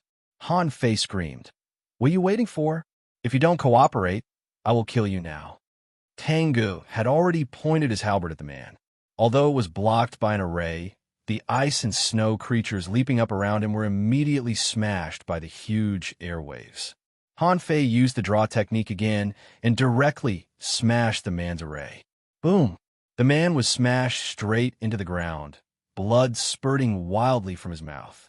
I can give you the soul-splitting technique. Tengu withdrew his halberd and said coldly, Don't play tricks. If I do it again, whether you give it to me or not, I will kill you directly. Second, asking for votes, end of this chapter. Chapter 693. Han Fei actually had a lot of things to talk about with this person. After all, he was a human who had existed for who knew how many years. In his memories, he should still be from the end of days. However, this was obviously not the time to ask questions. Su Hongye and Yi Xiangxiang should be here soon. Meng Gi wouldn't waste so much time with the half-mermaid. At this moment, he must have figured out a way to come in. As for Chen Chun, who had been separated from him, he might show up accidentally.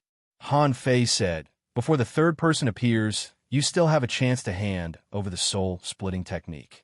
If the third person arrives, and I don't see the soul-splitting technique, you don't have to hand it over. Why did Han Fei want the soul-splitting technique? Mainly because this technique was really terrifying. He didn't know what method he used to seal his soul for so long. After so many years, he still had a chance to possess him. With this thing, he could at least save his life. More importantly, this soul-splitting technique seemed to be very advanced. Didn't this guy summon so many ice and snow creatures with just a thought? This guy could summon so many ice and snow creatures with just a thought. It would definitely be much more convenient to use in a group fight.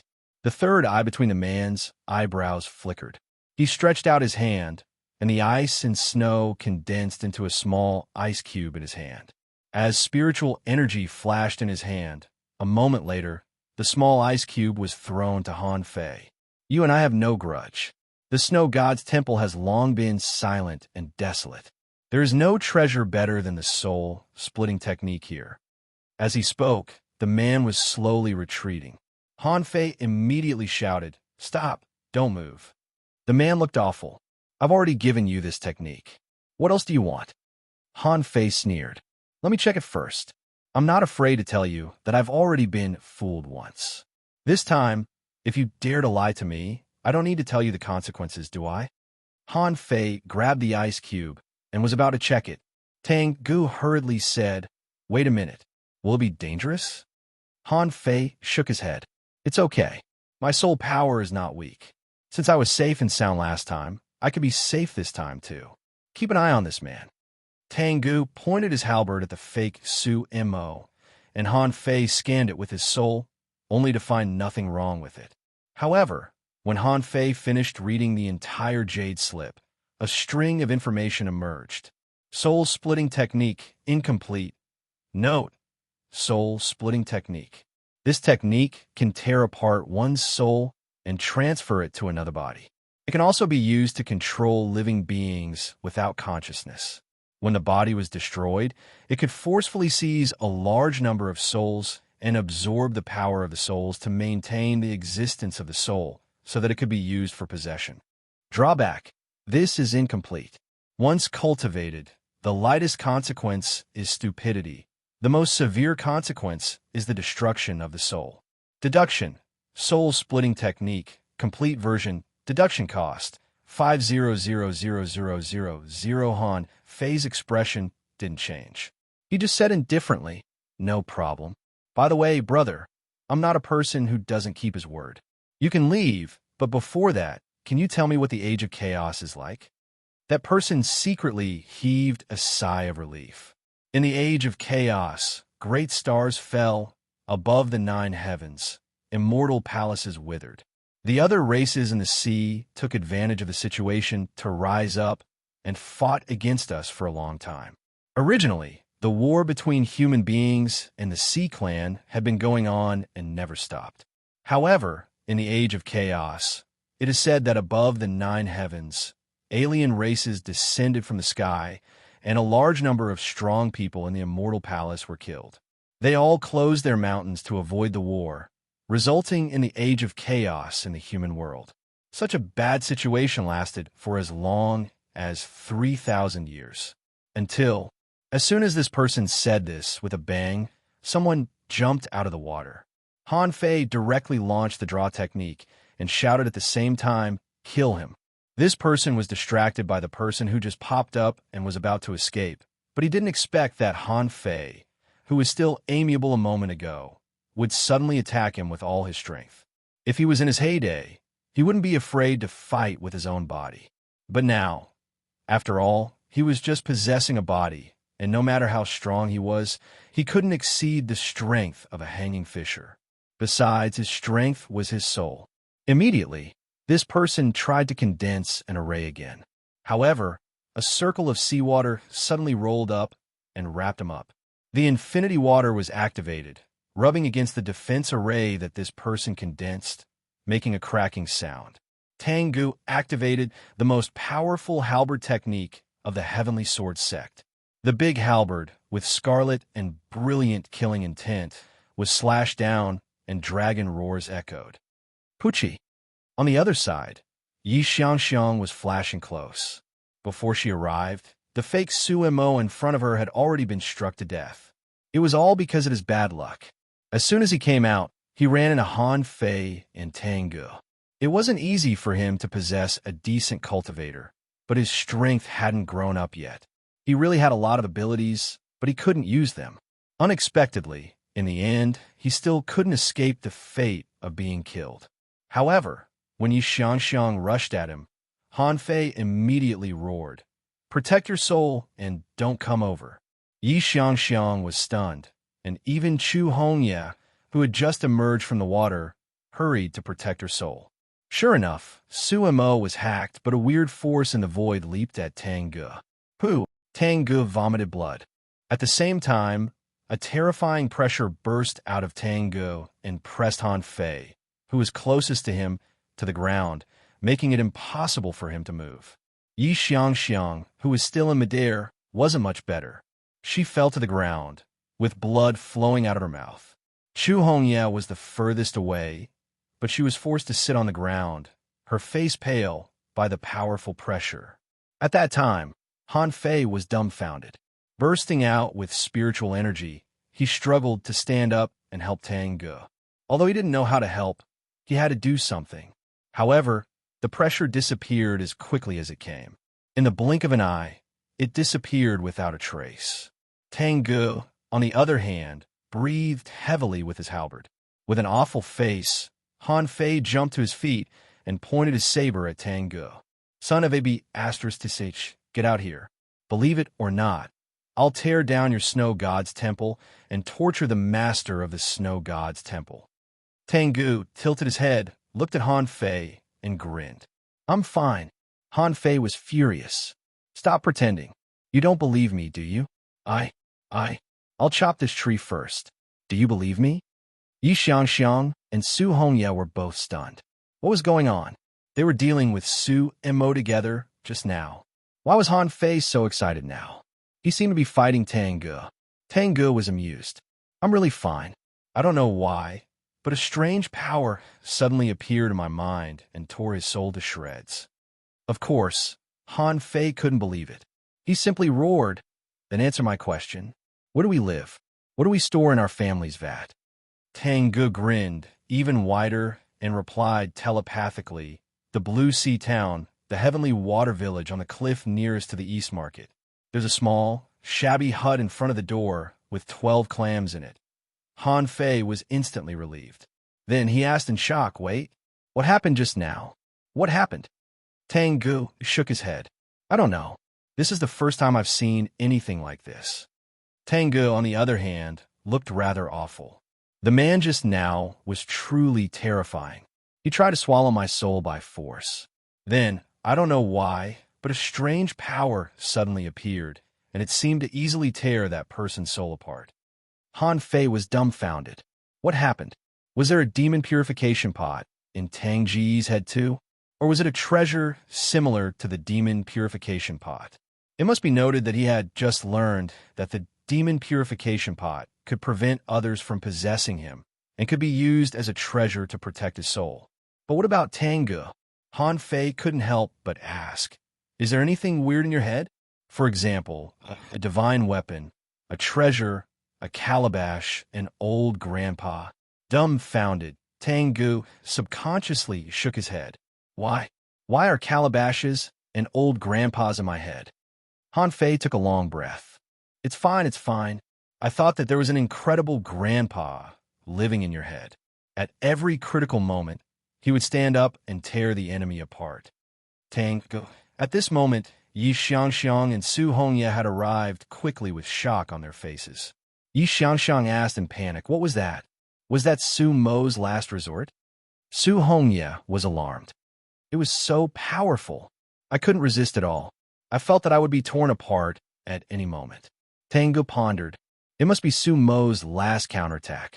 Thankfully, he died quickly, or the consequences would have been dire. Han Fei quickly echoed. Yes, yes, yes. Su Mo was extremely strong. Look, this guy is not a human being at all. At this moment, half of Su Mo's body had been cut open, and his eyes were still full of shock and astonishment. However, after he died, strange scales appeared on his body. Yi Xiangxiang exclaimed, That's impossible. A half-mermaid? That's impossible. If he were a half-mermaid, how could he have hidden among human beings for so long? Su Hongye asked in shock. Even an 8-star expert didn't notice him? How is it possible?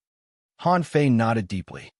It means that he must be an unparalleled heavenly talent among sea demons who can already transform into a complete human form. Su Hongye said gloomily, This is too serious. We have to bring the body back. If sea demons are capable of such unbelievable methods, human beings have to be wary of them. Third update. Asking for votes. End of this chapter. Chapter 694. Han Fei simply sat on the ground and took out his pot. Seeing that, Tangu and Yi Xiangxiang sat down on the snow too. Yi Xiangxiang said, "There's no rush. I'm really exhausted. I haven't recovered yet." Tangu grinned. The sea demons that came in were basically annihilated. There should be a chance for us to catch our breath. We haven't found any treasures yet. It won't be easy to find them. Of the four of them, Su Hongya was the only one who was puzzled. "What are you doing?" In the next moment, Han Fei took out a tuna, poured the fish oil into the pot, and tossed all kinds of seasonings into the pot. Su Hongya knew what Han Fei was doing. She said, "We're in the middle of a treasure trove, and you're still in the mood to eat?" Tangu said casually, "There's no rush. We've consumed a lot of energy in the battle and need to replenish ourselves." Yi Xiangxiang nodded quickly. "It's not easy to find treasures. Let's wait. What if Meng Yi and the others arrive soon? Chances are that there will be a great battle." Han Fei smiled casually. "It's time to show my real skills." Tuna was extremely rare here. Although it was not an exotic creature, it was not something that could be caught casually on the coast. Han Fei bought this one from the market. Han Fei waved his knife, but he didn't prepare it for the pot. In the pot, he put crab meat and shrimp meat, which were already delicious enough. Then, Han Fei took out the tender shrimp and crab meat, brushed the pot, added oil, and put dough into the pot. When the pancakes were formed, Han Fei quickly covered the ingredients that had been taken out of the pot and added strawberry jam. Then, Han Fei waved his hand and said proudly, "Have a taste of the invincible seafood tuna roll." Tangu and Yi Xiangxiang accepted it without hesitation and began to chew. Yi Xiangxiang slapped the ground with her feet. "Wow, why is it so delicious? Why is it so delicious?" Tangu didn't say anything.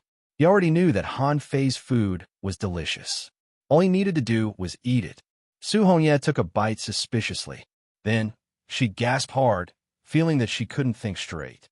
What kind of food is this?" Han Fei snorted. "I don't care what the food is. All right, hurry up and finish eating. Once you're done, we're leaving." Suddenly, Yi Xiangxiang was stunned. "Wait, why do I feel like there's something wrong with me?" While speaking, Yi Xiangxiang suddenly leaped out and said in surprise, "Why did my speed increase by 20%? Why?" Han Fei smiled and said, "No reason. It's just that the ingredients I use are more advanced." In fact, Han Fei had a message in his heart. Name, tuna roll, introduction. This is a dish made from a variety of essential ingredients. It has a smooth texture and a fresh fragrance, maintaining the original characteristics of the food. Level 38, quality. Rare, spiritual energy greater than 896 points, effect. Satiety, short-term speed enhancement, 2 hours. Han Fei had long known that cooking had buffs. This was especially obvious in the level 3 fishery. However, after eating it, the effect was not so complete. Han Fei didn't know how Yi Xiangxiang discovered that he was moving faster. Logically speaking, she shouldn't have been able to notice such a subtle difference if she wasn't fighting. The few of them ate very quickly. Most importantly, Han Fei needed this buff. At the same time, he needed to recover some energy and spiritual energy. He couldn't keep eating spiritual fruits and drinking candle dragon blood. He hadn't even left the Scattered Stars Island yet, and a random secret realm had almost killed him. Besides, they weren't in a good state and needed a full recovery. Yi Xiangxiang climbed to the top of the tree and jumped down. There's nothing up there except some broken ice. What happened just now? Han Fei opened his eyes and bragged. "I thought there was something up there, so I just fought with Su and Mo. We didn't find anything wrong with it." Tango pretended that he didn't know. "I just don't understand why there's such a big tree here. What is it used for?" Su Hongye sighed. "It's a pity that perception is useless in this secret realm. Otherwise, we wouldn't have been so passive." Han Fei shook his head. "No. On our way here, we found a lot of half-mermaid hero souls at the bottom of the sea. It's not a coincidence that the hero souls appeared. There must be a secret here that we haven't discovered yet." Immediately, the four of them looked at the tree at the same time. Yi Xiangxiang asked, "You mean in this tree?" Han Fei nodded. "First of all, we have to figure out why so many half-mermaid hero souls have appeared. What are they trying to protect? since they surround this island. And this island is so big, there must be something on the island. But if there's nothing on the tree, it can only be in the tree or underground. Tengu nodded. Yes, let's see if this tree can be split open. Tengu immediately went to chop the tree. Han Fei had experience in cutting trees. It was he who cut down the 10,000-year-old big red trunk. At this moment, he snapped his fingers and the nine-tailed mantis shrimp appeared. Han Fei kicked it. Dig all the way to the bottom of the tree. Yi Xiangxiang exclaimed, Huh? Your mantis shrimp is a bit different. Han Fei nodded. Yes, it's handsome. I know that. Yi Xiangxiang was speechless. I mean, it looks quite awesome. Su Hongye asked, I wonder what's going on outside. Have Zhao Jiai and the others come in? Han Fei smiled casually. Don't worry. That guy is very cunning. You should be fine. Also, we have the advantage in numbers. Clang, clang, clang. Tang Ji's blow destroyed the trunk more than a meter deep, only to find that the tree was full of stones. Han Fei immediately said, They're spiritual stones. Huh. They're all empty of spiritual energy. Yi Xiangxiang was surprised. Why are there so many spiritual stones in the tree? What a shame. Why is the spiritual energy all gone? Han Fei asked. What you should be asking is why so many spiritual stones have been sucked dry. By logic, they should be left here for a long time if nobody is sucking them, right?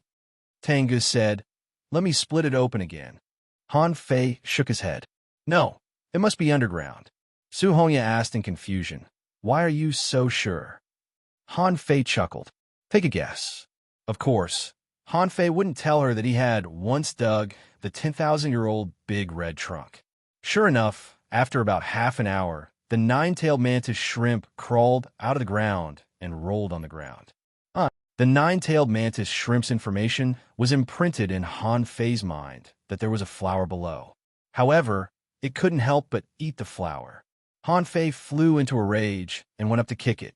You stupid shrimp, who let you eat it? Yi Xiangxiang asked curiously, What's wrong? Everyone. Han Fei twisted his head. Nothing. There seems to be a flower below, but it has been eaten by my contractual spiritual beast. Huh? Yi Xiangxiang said in surprise. Your contractual spiritual beast can eat things without permission. Han Fei said leisurely. Isn't it normal? Contractual spiritual beasts are also creatures. Of course, they will eat things they can't help. Although Han Fei said so, he was quite curious in his heart. The nine-tailed mantis shrimp was not like this. Anything that it couldn't help but swallow must be extraordinary. Han Fei said, Let's go down. There seems to be something down there. The four of them slid down as if they were on a slide. Yi Xiangxiang couldn't help but be amazed. It's so nice to have a contractual spiritual beast that can dig holes. Han Fei was lost for words. Go catch one yourself. Yi Xiangxiang said, It's not worthwhile. We hunters are not suitable for such contractual spiritual beasts. Su Hongye felt like an outsider and couldn't help but ask, Are you very familiar with each other? Yi Xiangxiang shrugged. Not very familiar with each other. At this time, Tengu interrupted them and said, There's an array here. Han Fei glanced at it. Huh, isn't this a spirit-gathering array? When he looked at it, he stomped his foot and a spirit-gathering array appeared. However, it was very different from the one in front of him. Immediately, Han Fei shook his head. No, it's not just a spirit-gathering array. It seems to be several arrays that are connected together. When Han Fei stomped on it, he was sucked in with a swish. When Han Fei opened his eyes again, he found that he was in a state of weightlessness. When he looked around, he found that he was suspended in midair. This was a huge underground space. Steels were floating in the sky, and rows of warrior statues were placed on the ground under his feet. At the front, there seemed to be an altar. On top of the altar, there was a 30-meter-tall female phantom. She was wearing a fluttering gauze dress and held an ice scepter in her hand. She was floating in the air. Shua, shua, shua. In the next second, Tengu, Yi Xiangxiang, and Su Hongye appeared one after another. Su Hongye was surprised. Where are we? Tengu was surprised. So many soldiers? Are they real people or statues? Yi Xiangxiang exclaimed. Is this how it feels to fly? I'm flying. Should we go there with fishing techniques? The four of them staggered in midair. Han Fei was crouching in midair and looking down at the army down below. He glanced at the floating female illusion now and then. Is that person the master of the snow god's temple? The day after tomorrow is New Year's Eve, and the new year is coming. I work all the time during the new year. End of this chapter. Chapter 695. Han Fei and the others floated in midair, turning their bodies and observing the underground palace. Tengu suddenly pointed behind them and asked, "Is that an array over there?" Han Fei turned around, only to discover that there was an enormous ice surface before the army of statues. On the ice surface, spiritual energy was flowing in a certain route now and then. The spiritual energy had a wide range and almost covered the entire altar at the center. Han Fei's heart immediately became heavy. Yes, it's an array, and a big one at that. Su Hongye asked, "What's an array for?" Han Fei pointed at the front of the ice surface. If his guess was correct, it should be a battlefield outside of the array. As he talked, Han Fei took out the Blue Sea Wandering Dragon Bow and shot an arrow at that place.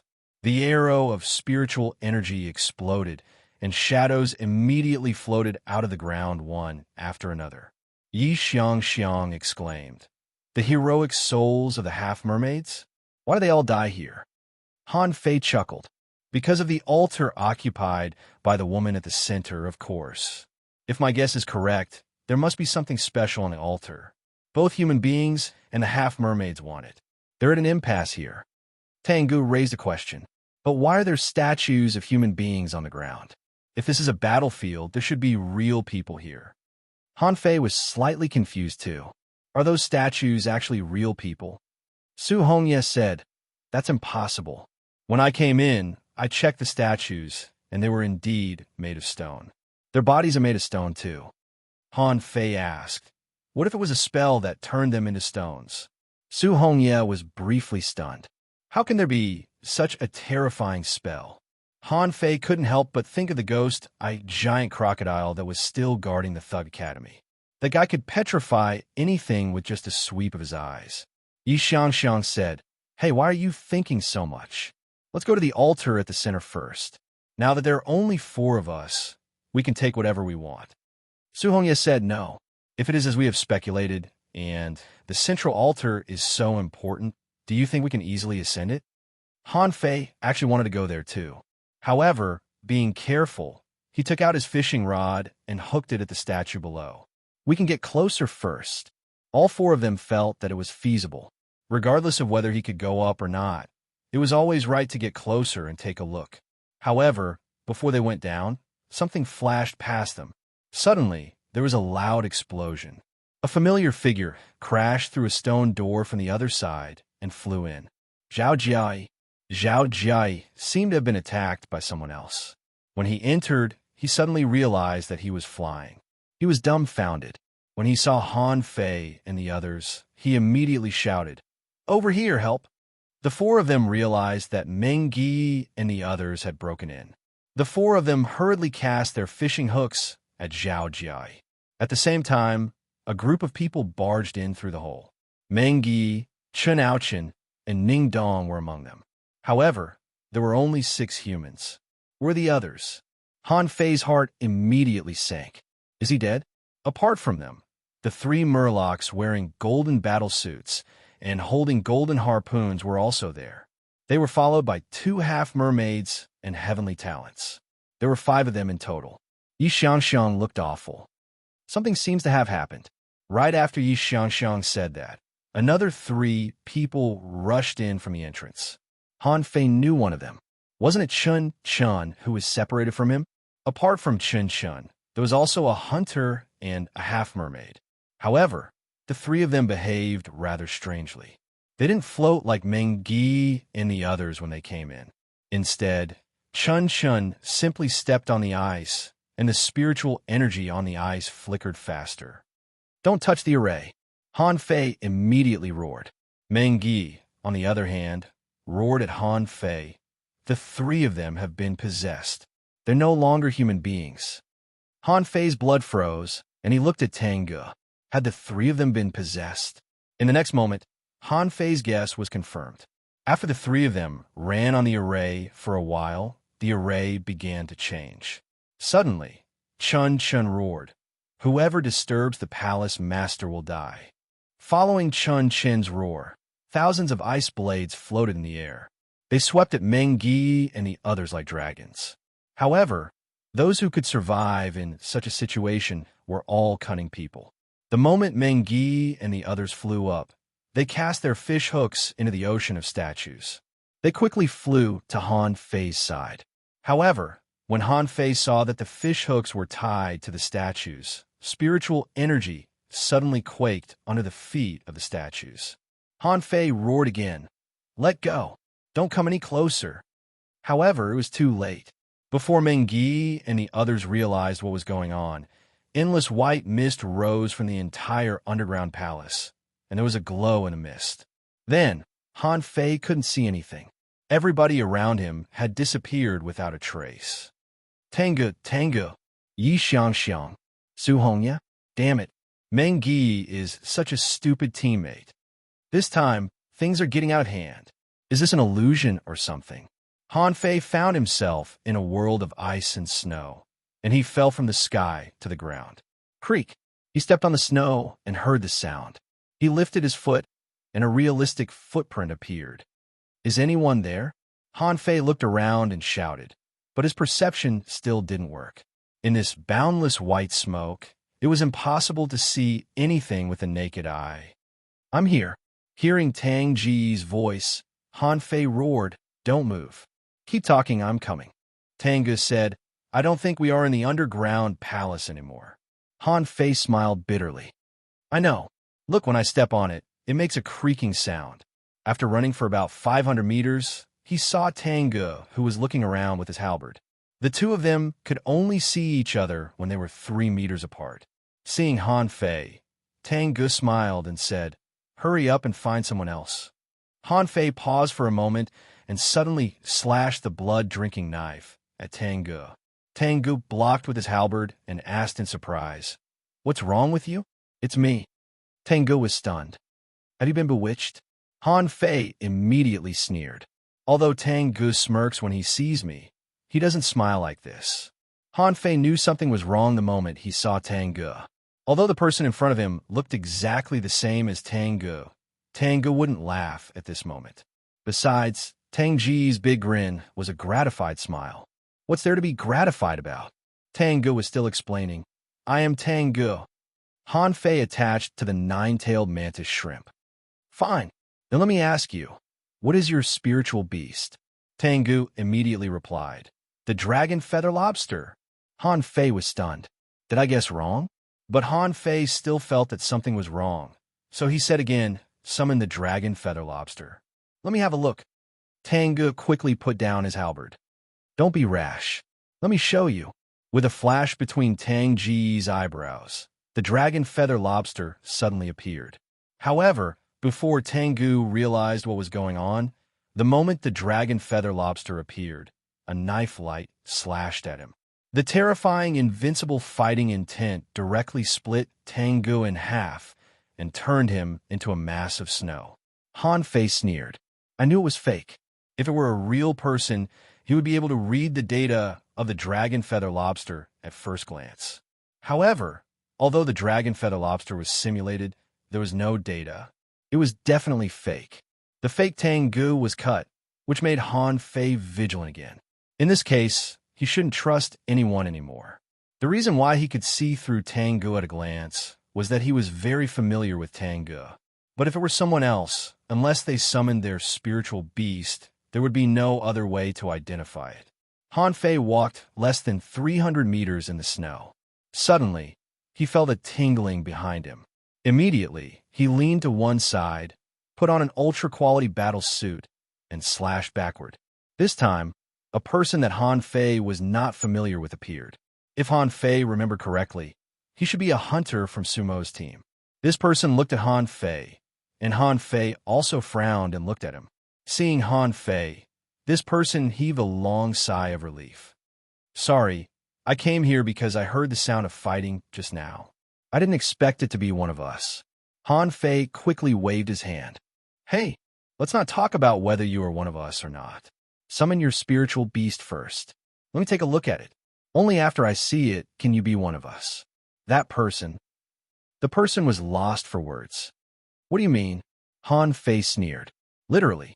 Let's see your spiritual beast first. The person hesitated for a while, and with a flash of spiritual energy, a red fox fish appeared. Then, Han Fei went up and slashed. With a flash of knife light, this person was directly cut into two. Han Fei cursed. You lied to me again? Do you think I'm so gullible? There's someone in the mist, right? Is it the master of the snow, God's temple? Do you really think you can fool me with such a lousy trick? To tell you the truth, my eyes are like torches, and I can see the essence through the phenomenon. So, don't waste your time. If you have the guts, come out and fight me one-on-one. Whoever loses will kneel on the ground and call me daddy. First update. Asking for votes. End of this chapter. Chapter 696. He didn't know who was making dummies to deceive him. However, after failing twice in a row, that person was probably stunned too. Why did you know that my spiritual beast was fake when you saw it? Is it because I imitated the spiritual beast? Is it not real? That doesn't make sense. They were clearly exactly the same. Okay? With a flash between Han Fei's eyebrows, Little Black and Little White appeared. Han Fei touched Little White's head. Daughter, can you find anything different about this place? Look for them. Bring your daddy, and I will kill them all. In a misty land of ice and snow, one's sense of direction should be extremely poor. However, without hesitation, Little White swam straight in one direction with Han Fei. Then, after changing directions more than 30 times in a row, Little White suddenly changed directions. At this moment, Han Fei immediately understood. An array? Han Fei was sure that he had run into a certain array. Otherwise, with Little White's super navigation ability, he didn't need to change directions at all in this boundless snow. In the face of Little White, this array would probably give up on itself. I've changed directions so many times. Why haven't you lost your way? Thud. When Han Fei stepped on a piece of ice, he grinned. Sure enough, there was another world here. If he guessed right, the others should still be lost in the array at this moment. According to the nature of the maze, it was almost impossible to get out of it easily without extraordinary talent. Han Fei ran wildly along the ice and didn't stop until he came to an ice palace.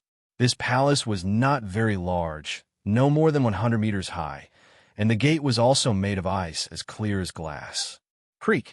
When Han Fei reached the gate opened automatically. Han Fei put away Little Black and Little White, activated the 6 spirit armor, and walked in with the blood-drinking knife and the water-dividing seal. Creak! Behind him, the gate closed. Han Fei looked all the way forward and found that there was a flight of steps in front of him. On the steps, there seemed to be an ice throne. Han Fei sneered. He found that as long as he didn't believe anything in this place, there was no reason to be deceived. When Han Fei walked up, he found a sword stabbed into the ground in front of the throne, a long sword that looked extremely domineering. The hilt of the sword was made of ice blue lines and black, strange stones.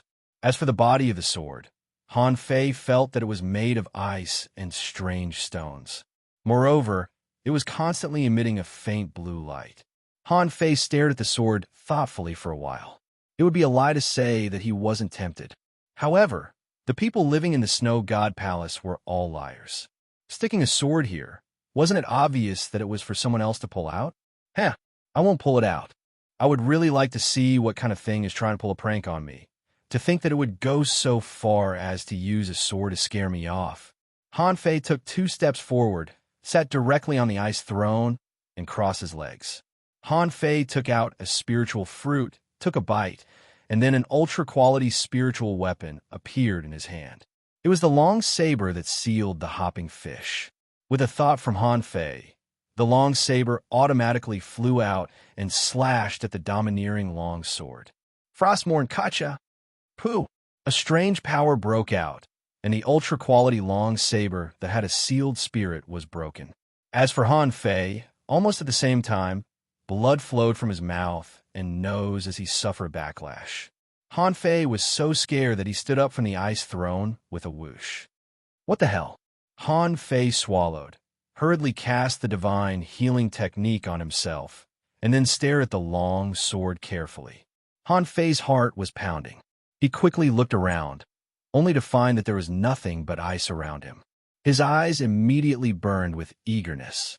This was definitely a King Divine weapon. An ultra-quality spiritual weapon was broken by one blow. How could this thing be ordinary? Han Fei threw the half-spiritual fruit in his hand into his mouth. He stretched out his hand, and the embroidery needle appeared. "Huh, let's see how strong you are." Ren Tianfei had confirmed that the embroidery needle was a sea-quelling bizarre treasure. Han Fei didn't believe that this sword could be stronger than his sea-quelling bizarre treasure. Clang, Han Fei raised his hands and knocked with all his strength. When the embroidery needle collided with the giant ice sword, Han Fei clearly felt the movement from the embroidery needle, and he almost couldn't hold it. Immediately afterward, a dark blue power burst out in an instant, shaking Han Fei back and making him sit on the ice throne. At this moment, it was not his mouth and nose that were bleeding, but his eyes, nose, and mouth. CK. What the hell is this? Is this also a sea-quelling bizarre treasure? Han Fei cast the divine healing technique on himself again and was about to take a closer look when a dark blue light burst out from the ice sword. Immediately afterward, a weird light floated out of his eyes. He took a closer look, only to see that it was a woman with long white hair and a cold face wearing a blue gauze dress. Han Fei immediately shrank his feet on the ice throne. CK. Who are you? Did you come out of the sword? Are you a sword spirit? The woman frowned slightly and looked at Han Fei coldly. Come down. Han Fei felt that the surrounding temperature was surprisingly cold, and his teeth couldn't help chattering. What do you mean, come down? The woman glanced at Han Fei's feet. Get down from my seat. Han Fei looked down, only to find that his 2 feet were squatting on a chair. He was speechless. When did I become such a coward? Immediately, Han Fei put on a serious face and didn't get down. Instead, he sat on the chair and crossed his legs. Your chair? Why do you say that this is your chair? Are you the master of the snow god's temple? Seeing that Han Fei seemed to be quite shameless, the woman didn't insist. Instead, she looked at the rod in Han Fei's hand. A sea-quelling bizarre treasure? How can you use a sea-quelling bizarre treasure with your little strength? No, this sea-quelling bizarre treasure didn't recognize you as its master. You just used it by force. Han Fei chuckled. It's none of your business. I can use it anyway. I'm happy, and I like it. But you, your snow god's temple, is too evil. You tempted others with the soul-splitting technique in an attempt to possess them and be reborn. What a great plan. Just now, pretending to be someone else in the snow was your trick, wasn't it? The woman looked at Han Fei quietly. I never thought that it would be you who came here. The corners of Han Fei's mouth curled up. So, you actually knew that someone would come in? The woman shook her head. I didn't know until the moment you stepped into the underground palace. But I checked everyone's spiritual heritage and found that you should be the weakest one. Han Fei sneered. It means that you were wrong. How should I explain it? What do you mean now? I found your base camp, and you seem to have become a weapon spirit. TSK. Tell me where the treasure is? Tell me, where are the half-mermaids guarding? The woman glanced at Han Fei coldly. You don't deserve to know. If the snow god's temple hadn't run out of spiritual energy, how could it have been exposed? How can intermediate hanging fisher like you be so arrogant here? Han Fei chuckled. You don't want to tell me, do you? Are you sure you won't tell me? You are a sword spirit now. What can you do to me? Believe it or not, I will pee all over you. As soon as Han Fei said this, the air in the entire ice palace suddenly stagnated. He seemed to feel the extreme coldness, and the strong coldness seemed to have pierced into his bones. Han Fei shivered and immediately jumped off the ice throne, staying far away from the woman. Why are you so arrogant? God knows how many years have passed since your age of doom. Do you still think you are a queen? Let me tell you, I've been very lenient to you. Otherwise, believe it or not, I will throw you into the insect nest. CK. Swish. The big ice sword suddenly flew up and slashed at Han Fei. Just now, Han Fei had felt the power of this big ice sword. His physique was no match for an ultra-quality spiritual weapon. If he was hit by it, he would probably be split into two pieces. Majestic Mystic Spell. Attach. Immediately, Han Fei couldn't care less. He activated a secret method and attached Little Fatty and Little Gold. The reason why he didn't let the nine-tailed mantis shrimp attach to him was that he was 100% sure that the 9-star chains absolutely couldn't resist the power of this big ice sword. If one of the 9-star chains was cut off, he didn't know what to do. Is it a contractual spiritual beast? At this moment, Han Fei's speed, strength, and defense were almost exerted to the extreme. He didn't dare to use 10,000 knives in one. After all, ultra-quality spiritual weapons were not easy to get. They were all refined one by one, and each of them was very valuable. If they were broken by this big ice sword, it would be a big loss. Clang, clang, clang. Fortunately, Ren Tianfen had specially trained Han Fei for 2 months so that he could exert his movement technique to the extreme. Therefore, at this moment, Han Fei could narrowly avoid the big ice sword every time and fight back from time to time. The woman was a little surprised. You are quite talented. You are comparable to a heavenly talent. Has human beings risen again after the Age of Doom? Second, asking for votes. End of this chapter. Chapter 697. Han Fei was chased by the big ice sword. Although they seemed to be evenly matched, Han Fei felt that his blood was turbulent and his internal organs were tumbling every time he was attacked. Han Fei immediately shouted, Okay, let's stop fighting. I, Han Fei, am a righteous and outspoken man. To be honest, the Snow God's Temple has just been exposed, so hanging fishers like us have come in. Have you thought about the consequences if other people come in the future? Sure enough, hearing Han Fei's words, the big ice sword stopped and flew back to the ice throne. The woman looked at Han Fei and said lightly, What's the level of the strongest people in the outside world? Han Fei finally heaved a sigh of relief.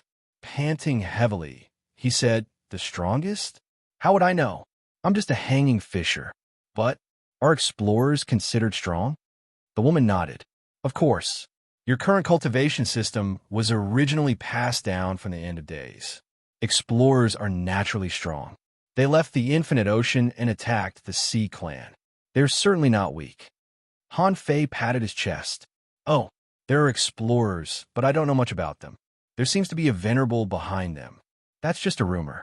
I'm still weak, so I don't know what level they are. The woman nodded faintly and asked, Have humans returned? The vast land has been submerged. Where do humans live? Are they still on the ship?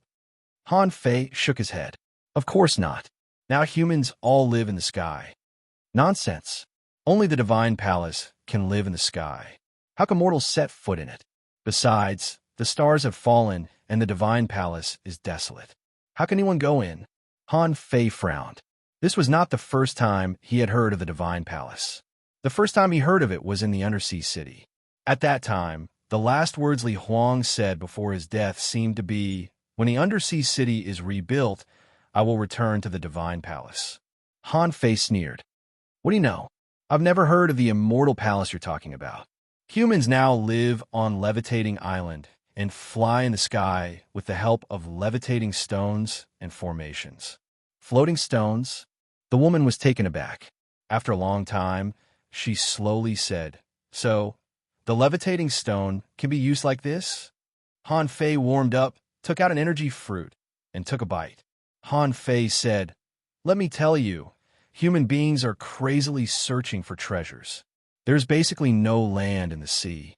It could be said that within a radius of 1,000,000 kilometers, or even further, there was only a small island that was less than 2,000 kilometers wide. The Sea Clan and human beings fight each other for treasures and spirit-awakening fluid every day. I can say without hesitation that you are lucky to have met me. If you were to be obtained by those powerhouses outside, they would definitely ask you questions and then refine you. The woman tilted her head and looked at Han Fei. Then what's the difference between you and those experts? Han Fei smiled.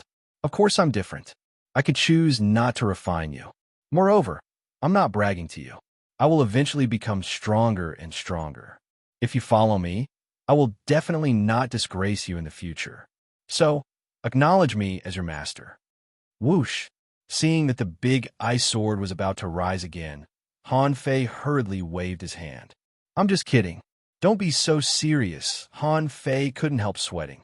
This big ice sword is a bit fierce. He fully activated the majestic mystic spell, fused with little gold and little fatty, and held the sea-quelling bizarre treasure. Besides, the woman seemed to be quite relaxed. If they fought for a long time, he would definitely be crippled. Han Fei suddenly said solemnly, "There are only so many people coming this time. Can you choose the half-mermaid, sea demon?" Excluding the sea demon, among the remaining human beings, only the one with the big halberd can fight me. The rest are just losers. The woman said, "Your spiritual heritage is the weakest." Han Fei sneered. "I'm weak. Why would I tell you that my spiritual heritage is growing? How can my physique be so strong if I'm weak?" As he spoke, Han Fei hit himself in the chest with the embroidery needle. Although his scalp was numb with pain, he still pretended to be relaxed. Clatter! More than 200 ultra-quality spiritual weapons were suspended in the air, forming the 10,000 knives in one. Han Fei continued, "I'm also a refiner. It's easy for me to refine ultra-quality spiritual weapons, and I can also refine divine weapons in the future." Then, Han Fei stepped on the ground, and the spirit-gathering array, the coiled turtle array, and the 7 spirits killing array emerged one after another. Han Fei said, "I'm also an array master. The gate of your snow god's temple is painted with an array diagram, right? It should be the fusion of countless arrays. It's not that I'm bragging, but the moment I saw that door, with my extraordinary mind, I already guessed what it was." The woman was still looking at him with her head tilted. Han Fei was speechless. Isn't it F** king enough? Immediately, a golden light shone on Han Fei's fist, and a golden fist shadow blasted out. Han Fei said, "Look, this is the art of invincibility. Let me ask you, how many people in the Age of Doom know the art of invincibility?" Sure enough, the woman slightly glanced at Han Fei, and the way she looked at him changed slightly. Seeing this scene, Han Fei secretly breathed a sigh of relief. He thought to himself, "Sister, even if you don't approve of me, you can't brag anymore." The woman nodded slightly. "In general, you are not bad. It's just that your knowledge is quite diverse. Besides, they don't seem to be perfect, but you can barely be regarded as a heavenly talent." Han Fei grinned. "Of course. You make it sound as if I would lie to you. So what? You will follow me in the future. I can't tell others that I have a sea-quelling bizarre treasure. Otherwise, neither you nor I will survive. It's a matter of course that we will be robbed." The woman nodded. "When your strength grows to the level of a strong master, I will not recognize you as my master." Han Fei waved his hand indifferently. "It doesn't matter. You make it sound as if I lack a weapon. Look at my stick. It never loses its temper with me. How obedient it is." As soon as Han Fei said this, the embroidery needle in his hand suddenly took the initiative to hit him, which made his scalp go numb. Han Fei was speechless. "I've been with you for so many years, but you never moved. I finally got a chance to brag about you. But you hit me in the face? Are you a competent weapon?" Sure enough, the woman spat disdainfully. She was also calculating in her heart. She didn't know whether this flowery young man could be trusted. Han Fei quickly put away the embroidery needle and grinned. "Accident. This is just an accident.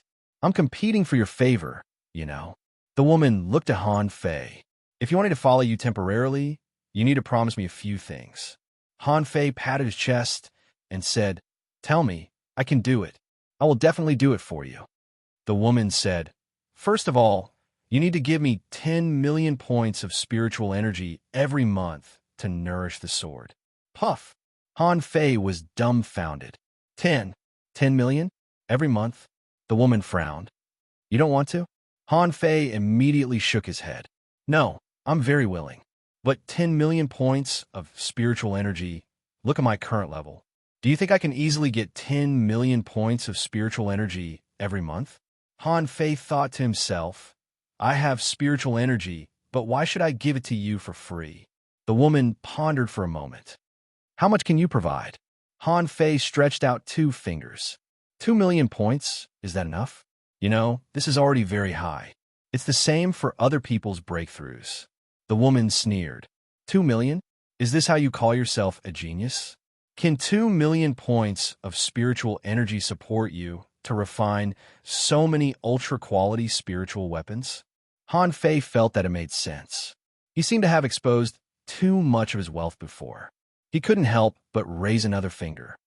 I can get 3 million points of spiritual energy if I grit my teeth. The woman said casually, 5 million points of spiritual energy. If you can get it, I will stay with you temporarily. If you can't, I have my own ways to leave the snow god's temple before the experts come. Okay, but I can't add more. Han Fei quickly waved his hand. Take it easy. I'm poor now. Look at my face. Poor. I can provide 5 million points of spiritual energy at most every month.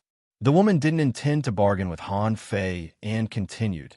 Secondly, after following you, I need to sleep for 3 years. The snow god's temple has been buried for too long, and I'm too weak. Even if you encounter any trouble, I'm afraid I can't help you in a short time. Even if I help you, it'll be meaningless. Han Fei was speechless. You're going to sleep for 3 years? Do I have to find a Buddha to worship at home? Han Fei asked weakly. As a sword spirit, you can sleep. But can I use this sword? The woman said disdainfully. Snowmorn is also a sea-quelling bizarre treasure. If a sea-quelling bizarre treasure doesn't recognize you as its master, you can't exert its power at all. So, if you have one unowned sea-quelling bizarre treasure, the effect will be the same as if you have 2. Han Fei gritted his teeth. Okay, 3 years it is. It's just a few 100 million points of spiritual energy. Here you go. Han Fei was ready to take a gamble. 3 years later?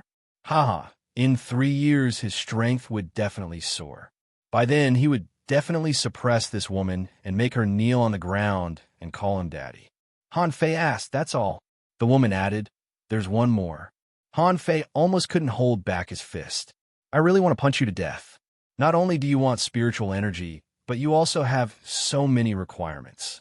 The woman said, the snow god's temple will not fall into anyone else's hands. You have to destroy this place. Han Fei raised his eyebrows. Destroy it? No problem, no problem. But about the treasures, can you? The woman said, there are no treasures in the snow god's temple. If you get the array, there will only be the soul-splitting technique and Snowmorn left. As for the soul-splitting technique, I'll teach it to you as a favor. However, don't teach it to anyone else. You can't teach it to anyone who has bad intentions. Han Fei was lost for words. None of the people in the snow god's temple who have learned the soul-splitting technique have good intentions. The woman waved her hand, and a blue scripture floated in the air. Han Fei scanned it from beginning to end. The soul-splitting technique had been memorized by the demon purification pod, and the incomplete technique was finally gone. Soul-splitting technique, heaven-level divine quality. Note, soul-splitting technique. This technique can tear apart the soul and transfer the soul to another body. It can also be used to control unconscious creatures. When a body is destroyed, it can forcibly deprive a lot of souls and absorb the power of the souls to maintain the soul so that it can be possessed. Disadvantage. Splitting the soul may weaken the soul of the original body and damage its combat ability and spiritual power. Deduced art. Soul-splitting path deduction consumption. 100 million third update. Please vote. Today is the 3rd update. There will be more updates tomorrow and the day after tomorrow. So, don't rush me today. Yes. Thank you all for your monthly votes. I still want the monthly votes. Let us ride the waves and welcome the arrival of New Year's Eve. End of this chapter. Chapter 698. What level is this soul-splitting technique? Han Fei was surprised. It was the first time that he had received a heaven-level, divine-quality technique. For a long time, Everybody told him that divine quality didn't exist. But now it did. Han Fei couldn't help but wonder. Was this a technique passed down from the Age of Doom? That was the Age of Doom. If it was in the Age of Doom, wouldn't it be amazing? The woman said casually, "This is a heaven-level, divine quality technique, which is the foundation of the Snow God's temple." However, in ancient times, it wasn't considered a powerful technique. You, on the other hand, can't abuse it even if you learn it. This is a technique to split the soul. You're still far from it with your current level. Han Fei didn't care about that. He simply asked, "The others must still be sleepy, right? Why don't we talk about the Age of Doom and the ancient times?" However, the woman simply said casually, "There's no special difference. As you said, human beings live in the sky now, but their living positions have changed. In the Age of Doom, the experts disappeared, and the great techniques were lost. Human beings fought the sea creatures for survival. Okay, a sea demon is coming. Let's see how you can kill him." Han Fei was lost for words. "So fast. Didn't you set up a snow maze? How can they come here without special methods?" The woman said unhurriedly, "I let him in to see how strong you are." Han Fei. With a swish, the woman crawled into Snowmorn and disappeared. Then the ice gate was pushed open, and a half-mermaid in a golden battle suit rushed in. The moment he saw Han Fei, the half-mermaid was stunned for a moment. He didn't expect that the first person to arrive here would be Han Fei. Although Han Fei killed a peerless heavenly talent on the ice road and exposed his identity as a soul warrior in the end, the half-mermaids still remember Han Fei as a spirit gatherer and an array master. They thought that Han Fei, as a spirit gatherer and an array master, couldn't be stronger than an expert who was a soul warrior. They thought that no matter how strong a spirit gatherer was, he couldn't be stronger than an expert who was a soul warrior. Han Fei shrugged. "Hello, what a coincidence." The half-merman looked at the ice throne, because Snowmorn was the most attractive item here. It was obvious that it wasn't an ordinary item. The half-mermaid roared, "Despicable human beings, go to hell." The half-mermaid roared, and a colorful spider appeared.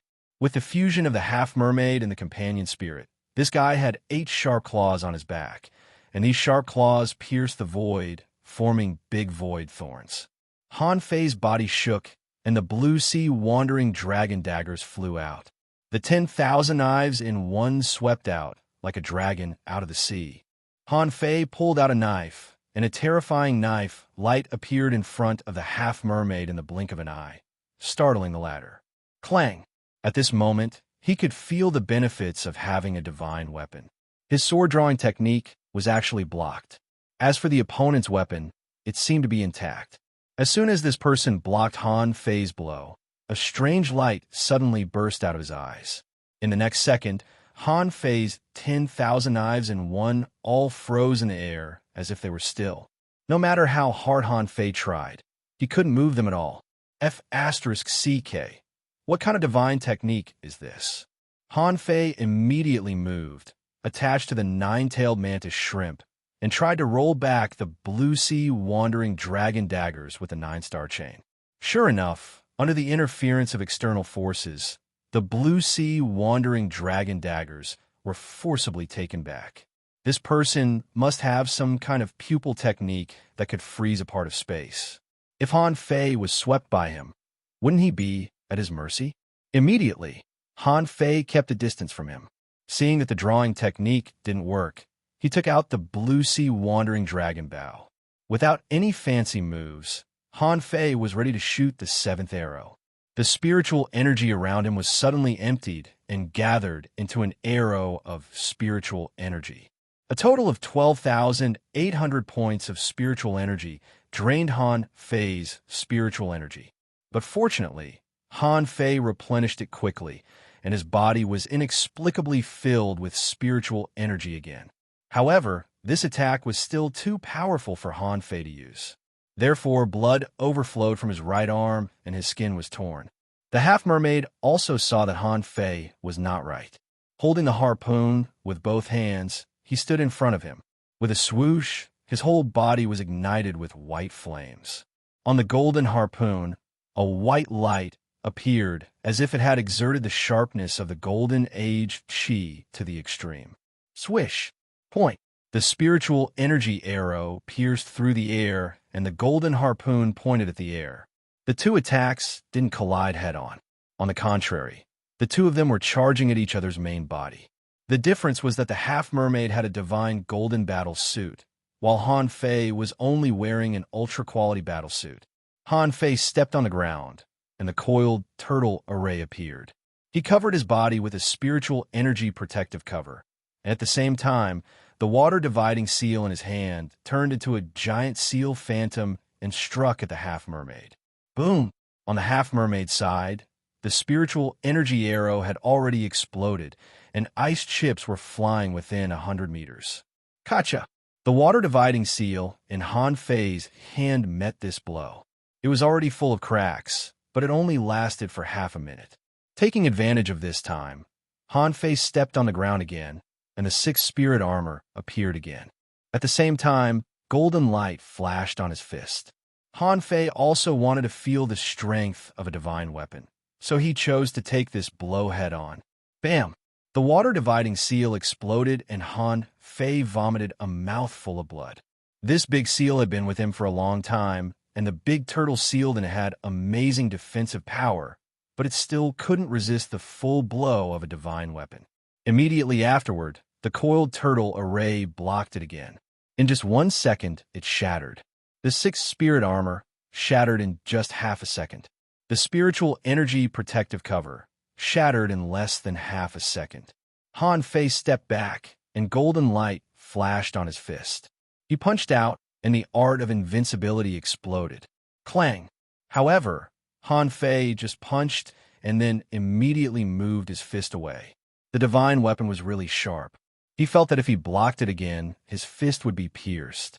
Clang! The power of the harpoon finally fell on the ultra-quality battlesuit. But at this point, its power had been weakened too much, and in the end, it failed to pierce through the ultra-quality battlesuit on Han Fei's body. On the opposite side, the half-mermaid suddenly shattered, and behind him, an identical half-mermaid suddenly emerged from the void. With a wave of his hand, the golden battlesuit and the golden harpoon were put on again. Damn it! How can you be so strong? Han Fei was stunned. F***CK, another immortal seal? Han Fei was speechless. In fact, he should have thought of it. These half-mermaid heavenly talents were also heavenly talents, and it was natural for them to have amulets and immortal seals. Han Fei couldn't help but be vigilant. Before, ordinary half-mermaids died. If this was the case, would there be a hammer strike hidden in their bodies? Han Fei suddenly thought of this. On the ice road, he didn't see a hammer strike. Perhaps that was due to the geographical environment. But here, this person's identity was so high, so there might be one.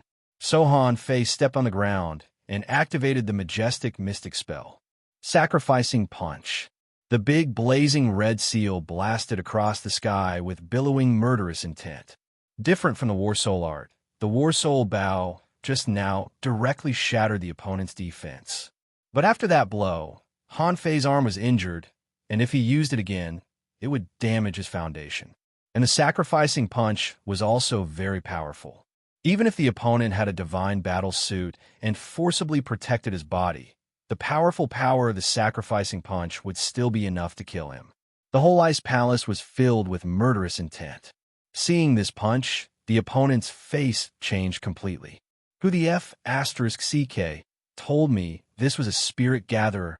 This guy's main profession must be a soul warrior, and he must be a top heavenly talent among soul warriors. However, in the face of such a powerful punch, he was horrified and felt that he couldn't avoid it. The fist mark had already locked on him, so he had to fight. See God body. Let's die together. Hearing this, Han Fei hurriedly poured a mouthful of candle dragon blood into his body. Then he stepped on the ground and activated the sixth spirit armor and the coiled turtle array. Sure enough, the half-mermaid's body suddenly expanded, and Han Fei saw that a phantom walked out of his body and pierced at Han Fei with a spear. Overlord Spear. Boom! In front of Han Fei, an iron tower-like figure appeared. This person was wearing a weird armor covered with strange patterns from head to toe. He was holding a huge shield as tall as a man in his left hand, holding the embroidery needle in his right hand, and the coiled turtle array and the six spirit armor were still revolving around him.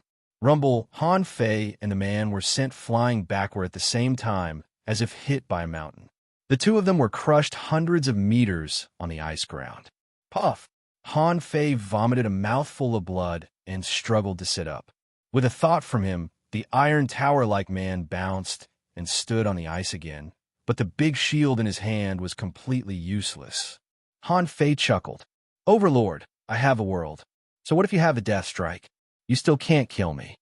Han Fei cast the divine healing technique on himself, and then said coldly, this kind of thing won't happen again. Although you are a sea-quelling bizarre treasure, you are a weapon after all. You can't defy the heavens. Do you really think I can't do anything to you? The first update. I wish everyone that the neon lights will rise outside the window in the coming year, and the purple air will come from the east. End of this chapter. Chapter 699. Han Fei had to admit that these half-mermaid heavenly talents were really strong.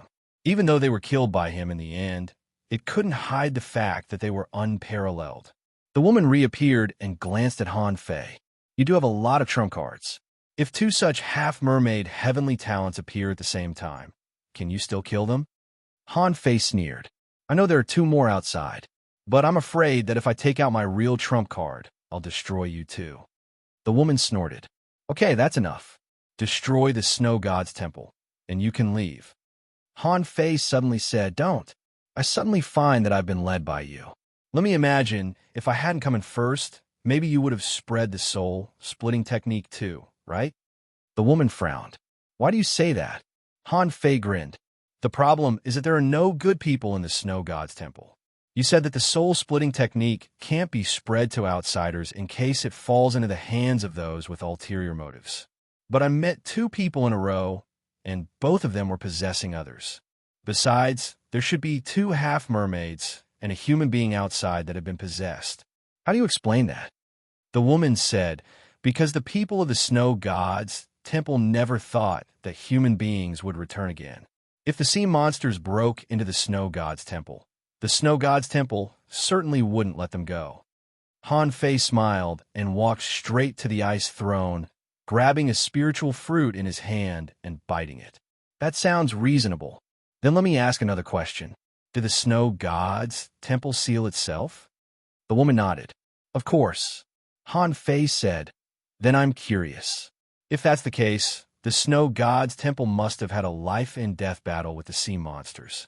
But why did I only see the heroic souls of the half-mermaids, but no human souls? Han Fei sat down on the ice throne and cast the divine healing technique on himself. The overlord stood on his side, holding the embroidery needle like an iron guard. The woman said, At that time, most of the strong masters of the snow god's temple had left, and only a few stayed.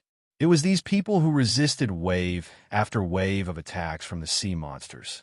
This battle lasted for 3 years before the snow god's temple was sealed. So, isn't it a matter of course that a half-mermaid has appeared? Han Fei sneered in his heart. Do you really think I don't know anything? How could there be no motivation for the half-mermaids to attack the snow god's temple at the risk of their lives? Your snow god's temple doesn't have any treasures, so why would they attack your home? But instead of asking immediately, he suddenly asked, What's the palace we were in earlier? What was on the altar? Look, so many geniuses have died in the snow god's palace. They were all humans.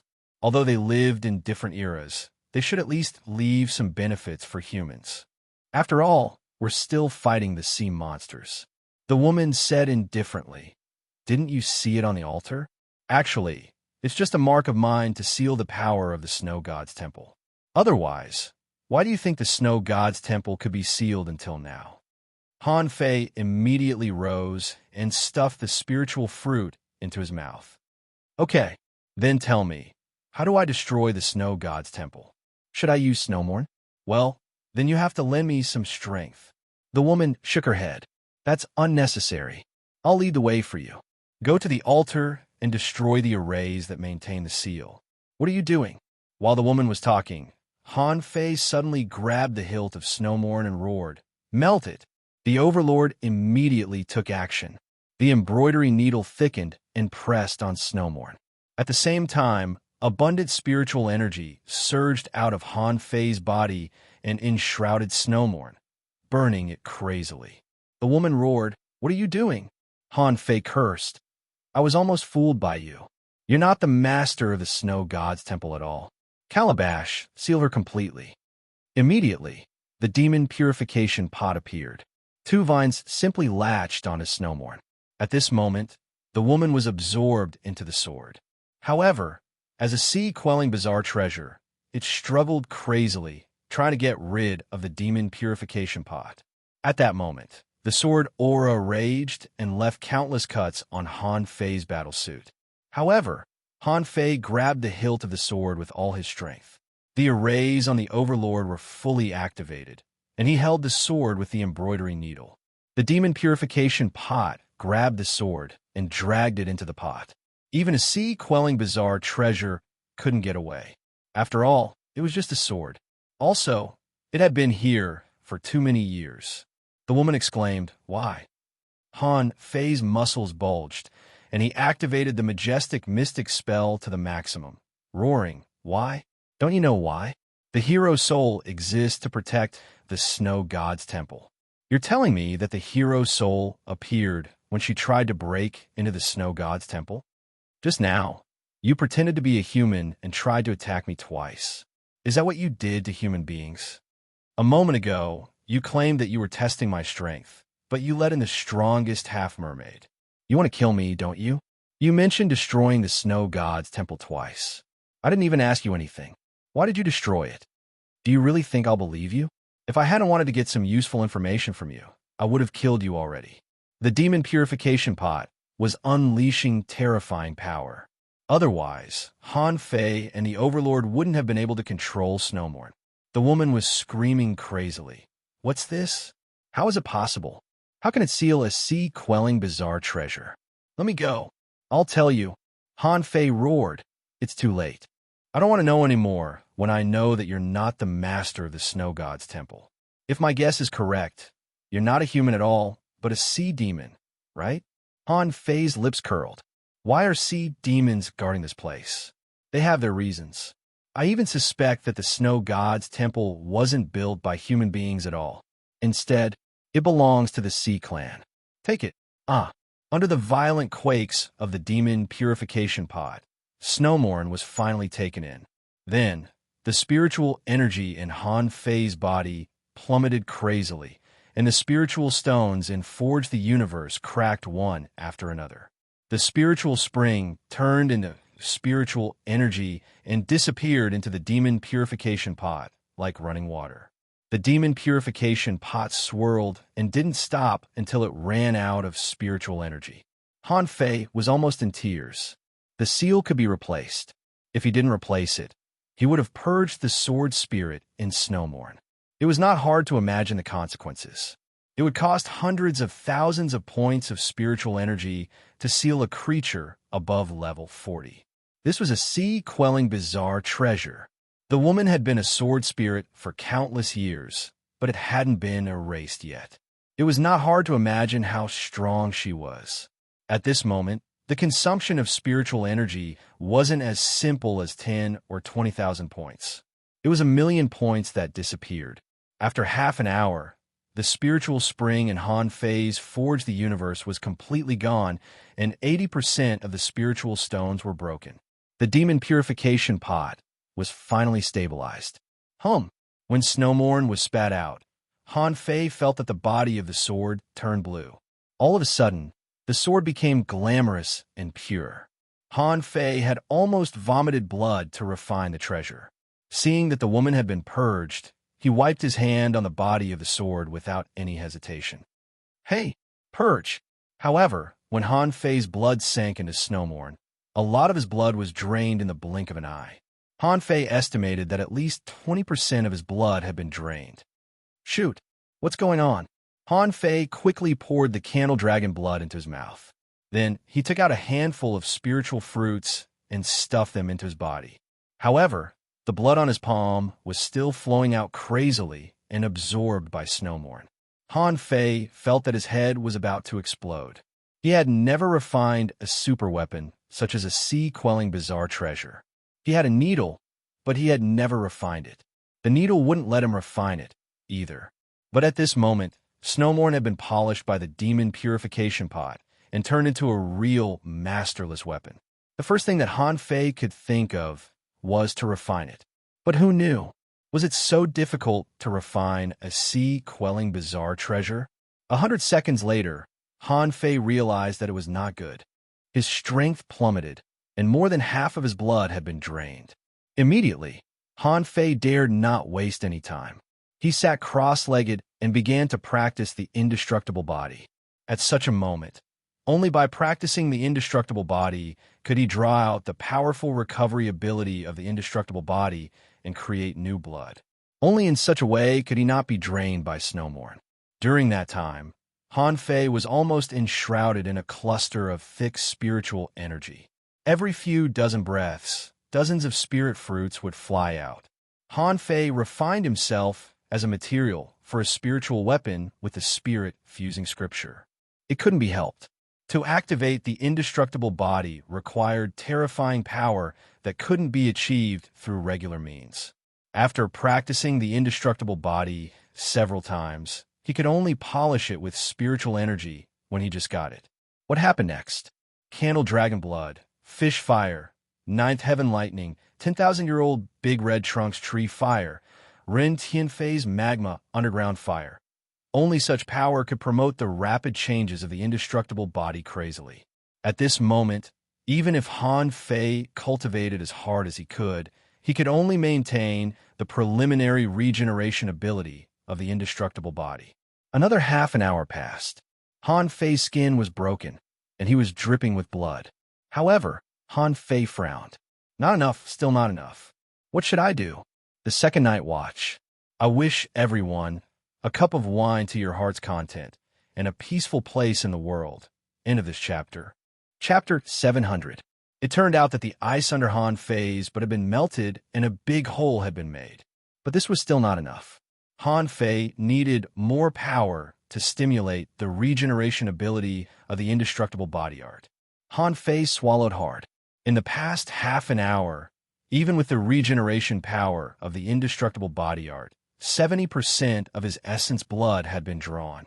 And it wasn't over yet. Let's do it. With my current physique, I should be able to resist that thing. With a thought from Han Fei, a white jade box appeared in Han Fei's hand. When the box was opened, a red stone appeared. Suddenly, there was a raging flame around him, and Han Fei was burned in it. This red flame origin crystal was obtained from the Fire Cloud Cave when he was still in the level 2 fishery. At that time, Han Fei and the other four barely got it with the help of the Blue Sea Wandering Dragonbone. At this moment, Han Fei grabbed the red flame origin crystal with one hand. Suddenly, the indestructible body art was strengthened by a level, and Han Fei's body was badly mutilated after a long time. Anyway, when Han Fei found that there were only 10 ultra-quality spiritual stones left in Forge the Universe, the essence blood in his body was no longer consumed. Han Fei quickly stuffed the red flame origin crystal into the box. However, the flame intensity of the red flame origin crystal at this moment was not as high as at the beginning. Just like the conservation of energy, endless heat was used to accelerate the indestructible body art. The power of the red flame origin crystal was gradually being stripped away. Putting away the red flame origin crystal, Han Fei opened his eyes. Red light spurted out of his eyes again, and it took a long time for his eyes to return to normal. In front of him, an extremely pure blue sword floated in front of him. With a thought, Han Fei controlled Snowmorn and slashed casually. Puff! In an instant, the spiritual energy in Han Fei's body was completely drained, and he vomited a mouthful of blood. Fortunately, he had the follow-up spiritual energy to replenish it. Otherwise, he would have been sucked dry just like that.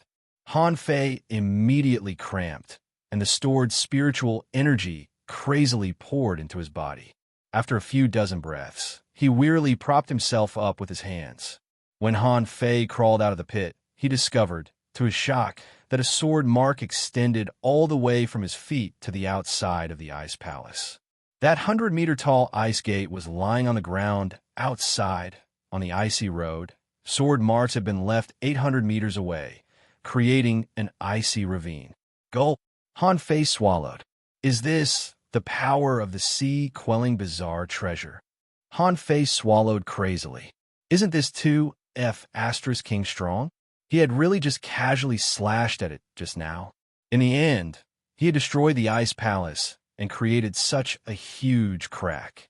Such destructive power made Han Fei's blood freeze. Oh my God! Han Fei was completely dumbfounded. He had been using the embroidery needle all the time. Apart from being indestructible, heavy, and able to grow bigger, there were no other advantages to speak of. Moreover, he had to hold the embroidery needle with his own hands. You want to use your mind to control it?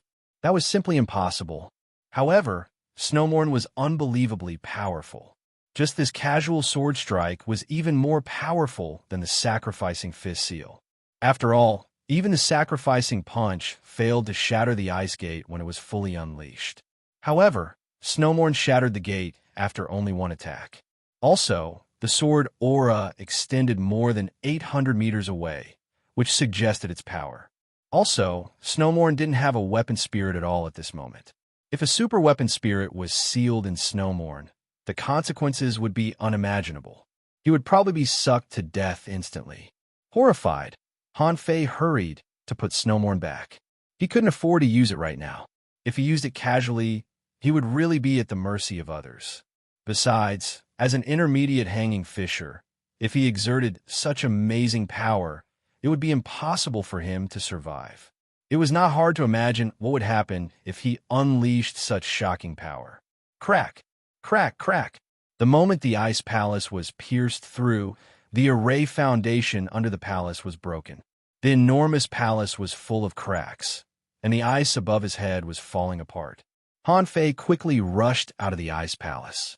Of course, the dead half-mermaid was also stored in Forge the Universe by Han Fei. After all, this guy's body was full of treasures. A divine battlesuit and a divine harpoon were definitely more valuable than ultra-quality spiritual weapons. A moment later, ice fell from the door, and the entire palace collapsed with a loud rumble. The moment the palace collapsed, spiritual energy surged crazily. Then, the mist gradually dispersed. When Han Fei could see the surroundings clearly again, he found that they were still in the underground palace. However, the location where everyone appeared was on the surface of the ice. The gravity here seemed to have disappeared. The huge steels in the sky had all fallen down, smashing everywhere. Many of the sculptures had been smashed over. Han Fei, are you all right? Tengu appeared 1,000 meters away from Han Fei. However, he was dripping with blood, as if he had just been through a fierce battle. Apart from Tengu, Meng Yi was protecting Su Hongye in the array. The two of them were squatting on the ground. Ning Dong was carrying Yi Xiangxiang in one hand and Zhao Jiai in the other, emitting a bloody vibe. Chen Aochen's muscles were bulging, and he seemed to be fighting someone. It was quite strange for him to suddenly return to the underground palace. Gong Yuehan's clothes were torn, and her arms were dyed red with blood, but her face was still cold. On the other side, one of the half-mermaids was frozen into ice and lying on the ground. He seemed to be dead. Among the other four, 3 were seriously injured and covered in blood. Only the girl in the golden battlesuit was standing proudly, pointing her harpoon at Han Fei and the others. Apart from Han Fei and the others, Chun Chun, who had been possessed, and a half-mermaid were standing together and looking at them vigilantly. Ning Dong said, Han Fei, healing technique. Han Fei stepped forward and cast a divine healing technique on Tengu. Then, he cast a healing technique on Yi Xiangxiang and Zhao Jiai. Han Fei was stunned. Are there only so few of us left? Meng Yi removed the array and walked over. We somehow fell into a super array just now. Someone must have broken the array. That's why we showed up. Zhao Jiai was stretching his body with the divine healing technique. Hearing this, he couldn't help but ask, "You're the best at arrays here. Didn't you break the array?" Meng Yi looked at Han Fei as if asking. Han Fei said casually. You know that I'm not as good at arrays as you are. However, breaking arrays doesn't necessarily mean that I know arrays. It's possible that I broke the array by force. Tengu said solemnly. At the beginning, someone pretended to be one of us. Did you see that? At this moment, although everybody was approaching, everyone kept a distance from each other. Tang even spoke to Han Fei telepathically. Where do you usually keep the valuable things in our family? Han Fei replied with a smile. In the small cliff cave in the house. What's the name of the body-refining combat technique you left me? Tengu grinned. Mystic body technique. Han Fei and Tengu confirmed their relationship.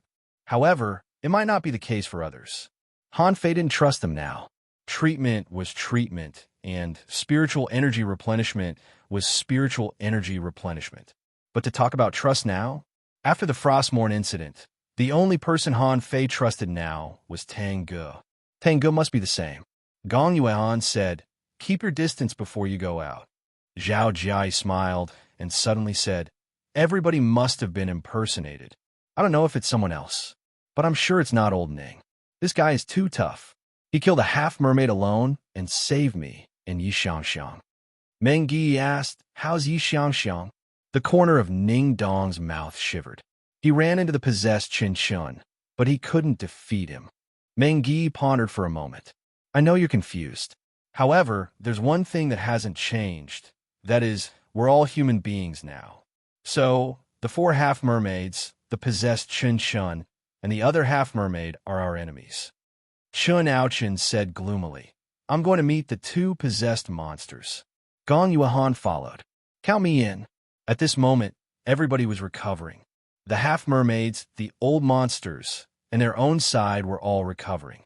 Zhao Jia was heavily injured.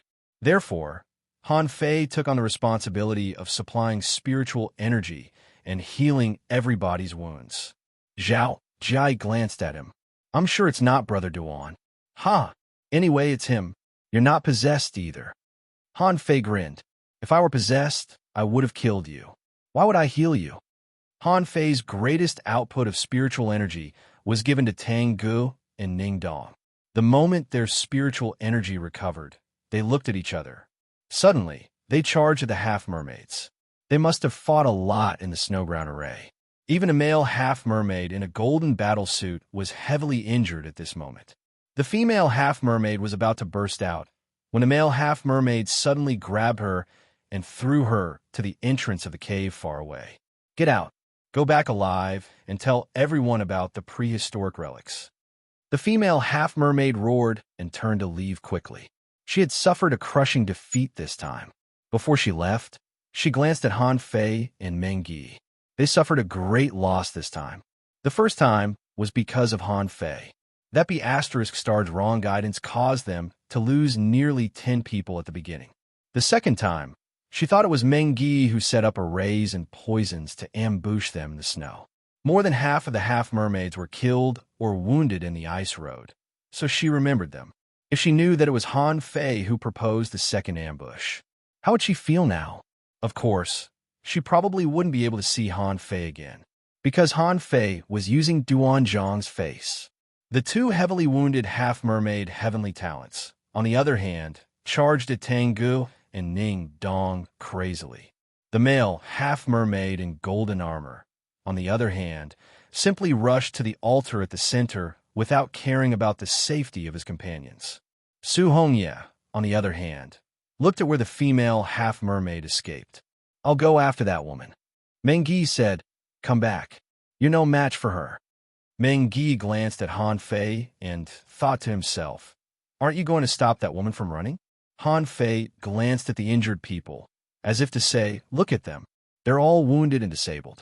Do you think I have time to stop them? The 3rd chapter. I wish everyone a youthful and everlasting youth, a carefree and unfettered time of warmth. End of this chapter. Chapter 701. Han Fei had his own plan. If he chased after it, there was an 80% chance that he could kill the half-mermaid. However, the other party was one of the leading half-mermaid heavenly talents, who had an immortal seal. If the half-mermaid didn't want to fight and only wanted to run away, Han Fei wouldn't be able to kill it in a short time. Unless he used Snowmorn again, he would not be able to do it. But Han Fei really didn't dare to use it now. He didn't know if he could recover after using it. More importantly, if the sword spirit in Snowmorn wasn't the master of the Snow God's temple, then the 30-meter-tall phantom on the altar not far away should be the master of the Snow God's temple. Since the sword spirit asked him to destroy the Snow God's temple, there must be something on the altar. If he left, how could he compete for it? Besides, Han Fei thought, even if one sea demon escaped, so what? According to the sword spirit, the Snow God's temple could be destroyed. The spiritual energy here had been drained, and he had obtained the array and the soul-splitting technique. All he needed was the thing on the altar. As long as he got that thing, the Snow God's temple would be destroyed. Why should he care if a sea demon escaped? In fact, Han Fei and the others didn't need to react at all. Outside, on the sea, the half-mermaids were already furious. They're all dead. Only Yuling and Yu Bei are left. Those damned humans. There must be even stronger heavens chosen hidden in their ranks. Liang Tian's expression was also extremely ugly. On the human side, 11 life tablets had cracked, which meant that there were only 9 people left. This time, 20 heavenly talents had been transferred here. All of them were extremely talented. 11 people had died in a secret realm. How terrifying was this secret realm? It was not hard to imagine. In the field, Tengu said to Han Fei via voice transmission, "You go to the altar." Yi Xiangxiang had just woken up and was swallowing pills. She glanced at Han Fei. Compete for treasures. At this point, we can't let the half-mermaid get away with it. Han Fei nodded and stepped on the ground, covering himself with a wind travel array. At the same time, he activated the majestic mystic spell, and the 64-dimensional ichthyosaur dance simulated the sea racing technique, directly rushing toward those densely packed statues. He didn't plan to take a detour. He was going to ram his way through. The male half-mermaid started faster than Han Fei. Therefore, at this moment, he was already more than 800 meters into the statue area. Moreover, he was still accelerating, still flying. Bang, bang, bang. In front of Han Fei, the statues were smashed into pieces by his rampage. The half-mermaid roared. He turned around to take a look, and in the next second, a thick purple light erupted from his body. Then, a purple lobster that was nearly 20 meters long appeared in the statue. The lobster's entire body was purple, and there were sparkling spots of light on its shell. With a casual swing of its huge pincers, 7 or 8 statues were crushed. A string of information emerged in Han Fei's eyes. Name: Amethyst Lobster, Yu Bei's associated spirit. Introduction: mutated from the red crystal lobster, it has extremely strong defense and destructive power. Its speed is extremely fast, and the force of its pincers can reach millions of kilograms. Level 46, quality exotic, mutated, contains spiritual energy greater than 6,225 points, food omnivorous, combat skills, purple crystal body, contains soul power 1. 594. Han Fei's face changed slightly. No wonder this guy could survive until now. Just now, Tang Ji's enemy should be this guy. If it were anyone else, they wouldn't be able to resist the power of the white dragon feather lobster at all. But this half-mermaid blocked it and still had strength to spare. Han Fei immediately roared, "Attach." In an instant, the 9-tailed mantis shrimp and little fatty were attached to him. Swoosh, swoosh, swoosh, swoosh, swoosh. Among the statues, black chains moved like snakes. From time to time, they rolled up a statue and smashed it at the purple gold lobster. At this moment, Han Fei, in the eyes of others, was a monster with 9 chains dancing wildly in the air. And he himself, like a human-shaped Tyrannosaurus, shattered all the statues wherever he went. Behind him, Ning Dong and Tengu had already killed the 2 half-mermaids who were already seriously injured. And the 2 old guys who had possessed him, the half-mermaid, were fighting Chen Aochen. Chen Chen also rushed into the group of statues. However, he did not rush in the direction of Han Fei and Yu Bei. Gong Yuehan was chasing him. This woman stepped in the air, holding a long sword in her hand, and the illusion of an azure dragon appeared. Chun Chun roared. The snow god's temple is not a place for you to mess around. You'll all die here. As Chun Chun roared, a flying sword in his hand was shot at a piece of ice jade on the altar. At the same time, he suddenly floated in the air, and his body suddenly exploded. A weird soul power swept across the entire area of statues. Gong Yuehan knew that it was not good and immediately warned, "Something is wrong with the statues." At the moment when Chan Chin blew himself up, the statues seemed to be alive, and their eyes beamed with a blue light. The statues, they were resurrected. Tengu roared, and spiritual energy burst out from his arms. With a boom, he charged into the group of statues. Ning Dong shouted, "Gong Yuehan, come back." Meng Yi set up the array. Chen Aochin had gone crazy at this moment. His fists were so fierce that he had already pressed the possessed half-mermaid to the ground. Half of its body had almost been blown up by him. The half-mermaid smiled miserably. "It's too late to break the seal after such a long time. Otherwise, how can you juniors defeat us?" Boom! The half-mermaid also blew itself up, and Chen Aochin was directly blown into the sky. An amulet appeared in front of him and barely blocked the blow. Cough! Chen Aochin vomited a mouthful of blood and stuffed a mouthful of pills into his mouth. Before he completely landed, he had already charged at the central altar. At this moment, except for the half-mermaid, he was the only one left. However, the treasure was probably on the altar. None of them were selfless people. Wouldn't it belong to whoever snatched it? Yi Xiangxiang recovered a bit of her strength. Biting a spiritual pill in her mouth, she suddenly opened her eyes. "I'm going to the altar." After that, she jumped and flashed, and Yi Xiangxiang had already appeared in the area of statues. However, at this moment, the area of statues was full of devils. Although the stone golems didn't seem very strong, they were still very powerful when they were controlled by the two old monsters with the soul-splitting technique. In particular, Chun Chin's previous blow at the altar seemed to have activated a certain array. Boundless murderous aura emerged from the area of statues and flooded into the bodies of those statues. Kacha. Attacks that were as strong as those of hanging fishers burst out. Yubei was about to reach the edge of the altar, but he was surrounded by hundreds of statues. In his eyes, some of the statues were still launching attacks at this moment. Bam! Bam! Bam! Every time the 9-star chains attacked, a statue would be pierced. The 9 chains, with 9 statues hanging on them, were sweeping crazily. Standing in Meng Yi's defense array, Su Hongya looked at the scene in shock. "So, you must be the top heavenly talents who have been hiding, right?" As a spirit gatherer, Zhao Jiai was lost for words. "Exactly. All the members of Old Meng's team are still alive. Also Gong Yuehan, Duan Jiang. Who are they exactly?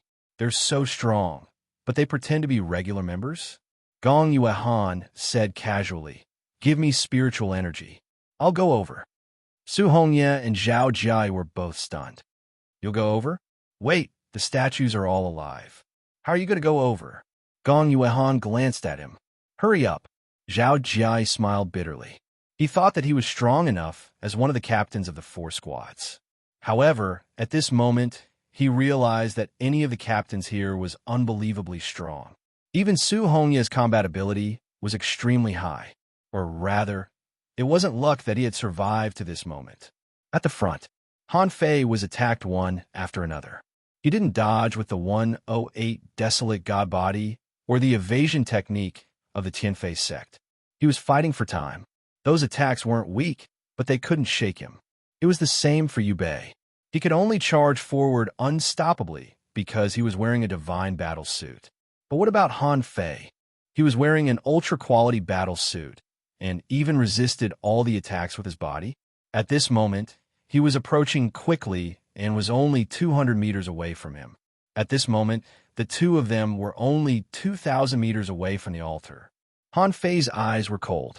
He suddenly punched out and launched the sacrificing punch again. However, the punch was not aimed at Yubei, but at a mystic light that was darting from the altar. Yubei took action at the same time, not daring to be careless. His body was burning, and his golden harpoon emitted dazzling golden light to block the weird mystic light, too. Not just the two of them, but everyone who stepped into the statues this time was stared at by a mystic light. Seeing this, Yi Xiangxiang's doppelganger appeared and was hit. In fact, her real body had already surpassed her clone. After only one attack, Yi Xiangxiang was flung back and landed outside the arena. Then, she simply sat on the ground, with beads of sweat rolling off her head. Tang Ge roared, "Dragon Soul Overlord Body." A white dragon swallowed dragon flames and charged forward. Chen Aochen roared and punched out. Then he blocked it with his fists, and his amulet flashed. Zhao Jia was dumbfounded. Is this the power of a hanging fisher? Are they all King hidden fishers in disguise? Su Hongye opened her mouth. They're so strong. Han Fei drank a mouthful of candle dragon blood, and the 9-star chains had already locked the edge of the altar. With a swish, Han Fei surpassed Yu Bei at a high speed. Han Fei turned around and grinned. A dense mist burst out from the void. Then, tides surged, and Yu Bei was surrounded by the combination of Poison God, Infinity Water, and Poison King smoke. Han Fei sneered. Hey, why are you running so fast? Are you going to be reincarnated? Fourth update.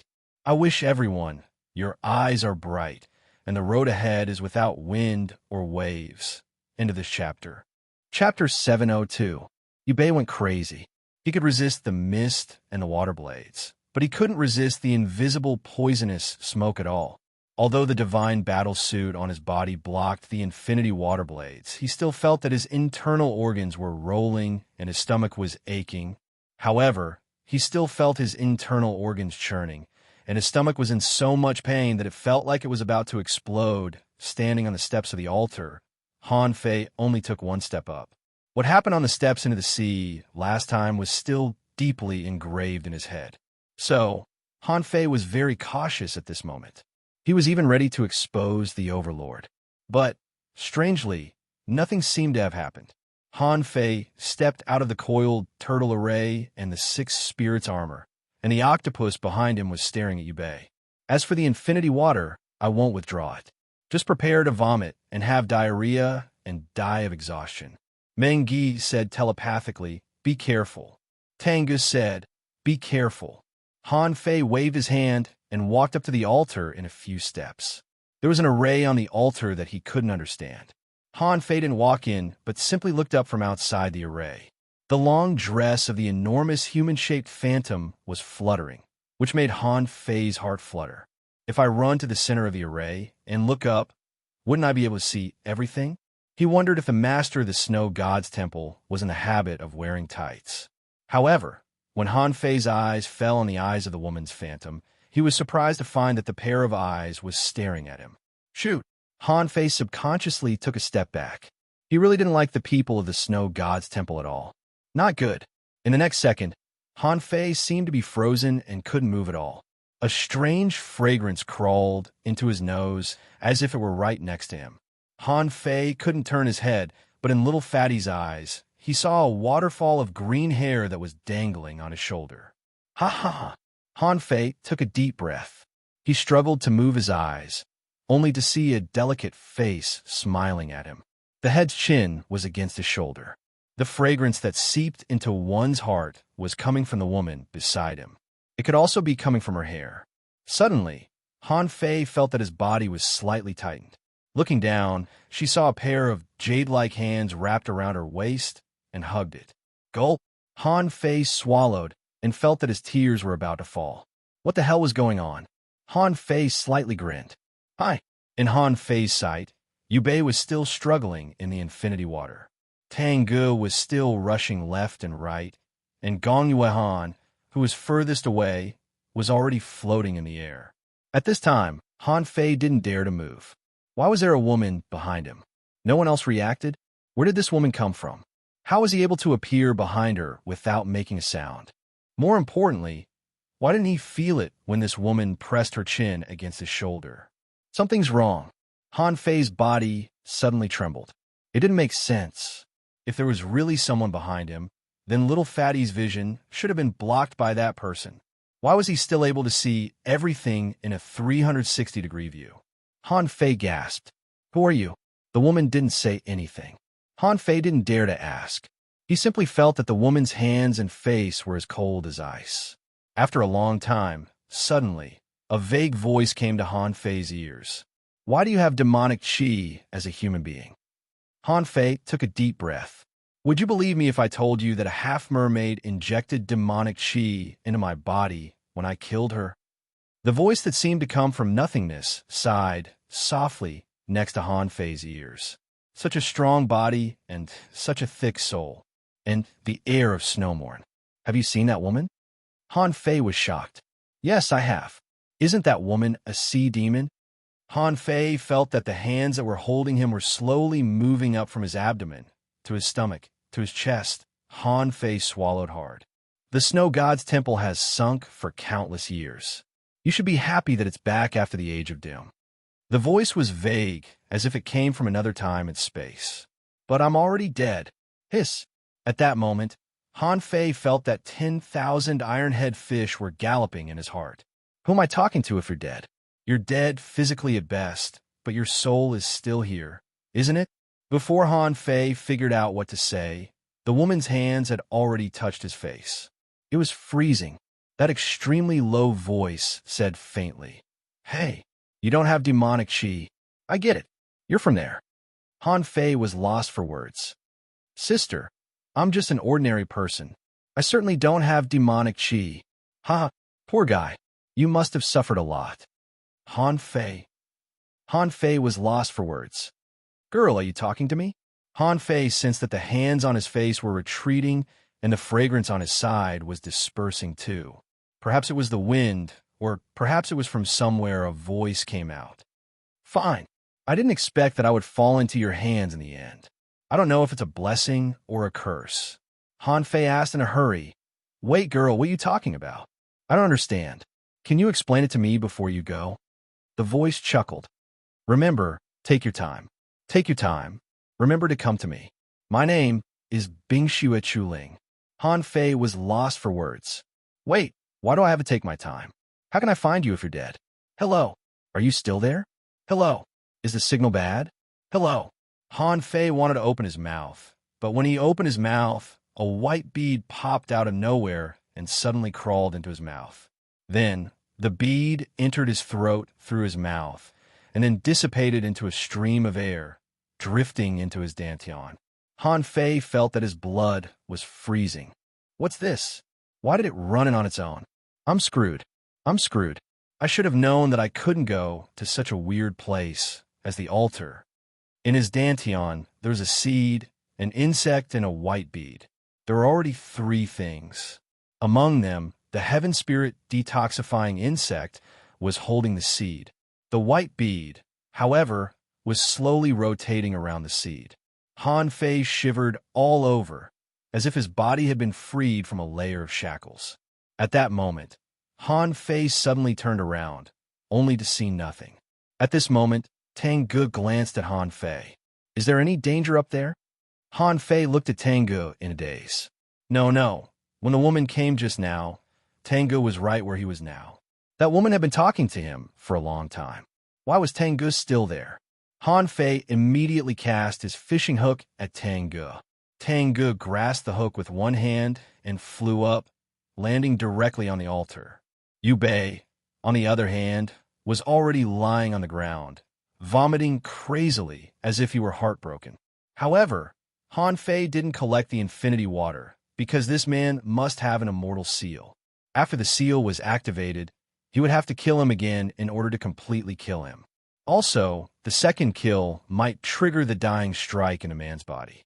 That thing couldn't be simple. Han Fei didn't want to block it again. He might as well kill him from a distance. Tengu was stunned after he went to the altar. Why is there nothing? Han Fei scratched his head. How should I explain it to you? Could it be that I was touched by a woman just now? Han Fei asked. Did you see anything just now? Tengu shook his head. No. Weren't you standing here the whole time, just now? Hiss. Han Fei secretly swallowed. Sure enough, Tengu and the others didn't see the woman just now. Ice and Snow Spirit? Looking for her? How the hell am I looking for her? Han Fei couldn't help but shake his head. Putting that aside for now, His priority was to kill Yu Bei. Gong Yuehan had already arrived. The first thing she said was, "The power of those statues seems to be weakening." "I don't know why," Han Fei instantly said. "Because there's not enough spiritual energy. This place is extremely short of spiritual energy in the first place. It's impossible for such an enormous array and so many statue guards to fight all the time." Gong Yuehan had no say in that regard. In fact, even Meng Yi thought so. But nobody knew that Han Fei was just making up an excuse. After all, in his opinion, the array had declined because the opportunity was gone.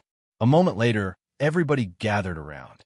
Yi Xiangxiang was lost for words. "Why is there nothing here? I thought that there would be something on the table." Su Hongya added, "So, we've actually run around here for nothing. We've encountered a lot of dangers, but we haven't encountered any opportunities at all?" Meng Yi nodded. "The soul-splitting technique definitely exists. However, we can't get it from those old monsters." Chen Aochen nodded. "I did find something." Everybody looked at him. Chen Aochen said, "I had a great time fighting. I feel that I've made a lot of progress. I might be able to make a breakthrough after I go back and cultivate in seclusion for a while." Humph. Everybody was lost for words. They thought that he had found something. Ning Dong scoffed. "Boring. We lost 11 people in this crappy place." Han Fei quickly interrupted. "Let's kill this guy first.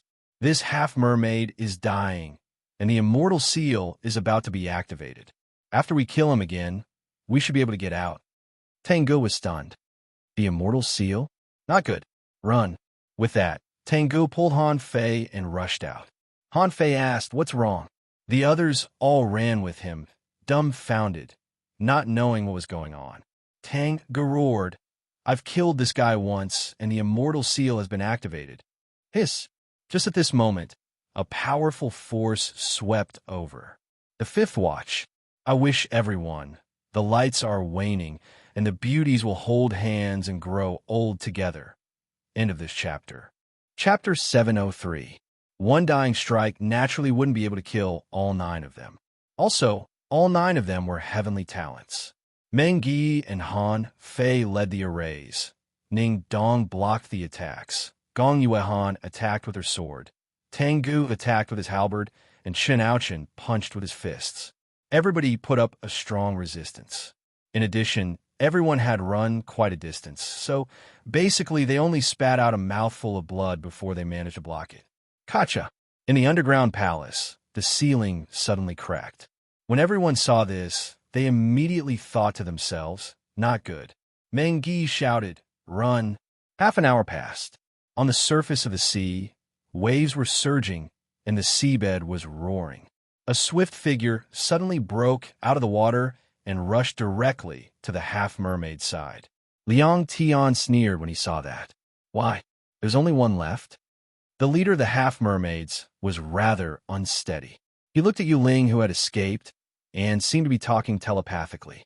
A moment later, the half-mermaid pointed his harpoon at the surface of the sea, and an enormous wave rose to the sky.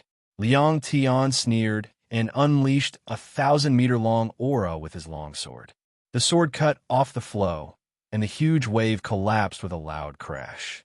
Liang Tian said casually, "You and I both know that this treasure trove is very dangerous. Since you lost, don't complain. If you have any resentment, swallow it."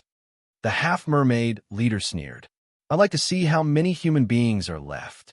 After another few hundred seconds, the bottom of the sea was shaking more and more violently, and turbulence was formed on the surface of the sea. Liang Tian frowned. "That's not right. How could such a treasure trove that has existed for such a long time collapse so easily when no experts have entered it?" Someone asked anxiously, "Are our people still not out?" Hardly had the man said that when he grinned and said, "They're out." Meng Yi, Tengu, and the others broke out of the water one after another. Su Hongye was still blaming Han Fei. "Are you out of your mind? It's too late. You want to go back and collect the bodies?" Han Fei chuckled. "What do you know? Divine weapons. Would I be an idiot if I didn't collect them?" Zhao Jia said, "TSK. What's your name, Brother Duan?" Han Fei said shamelessly, "I'm Duan Jiang." Zhao Jai rolled his eyes. Do you think I'll believe you? If you're Duan Jiang, I'll cut off my head and let you kick it like a ball. After seeing Han Fei and the others on the human side, many powerhouses suddenly looked a little relieved. Someone heaved a sigh of relief. Fortunately, there are still 9 people left. Someone was gratified. Good. It's better than the other side. They only have 1 left. Someone asked, what treasures have you obtained? Meng Yi said, Senior, there's nothing inside. There are traps everywhere. The only spell that might be extremely powerful is called the Soul Splitting Spell. It seems to be able to preserve one's soul for later possession. Possession? Impossible. Who knows how many years have passed since that happened? How could a remnant soul be left behind? Yi Xiangxiang said, it's true. Several of us have been possessed. Right, there's also that Su Mo. He's not human at all. He's a traitor, a sea demon spy. Spy? It was getting more and more ridiculous. Sumo's identity can't be wrong.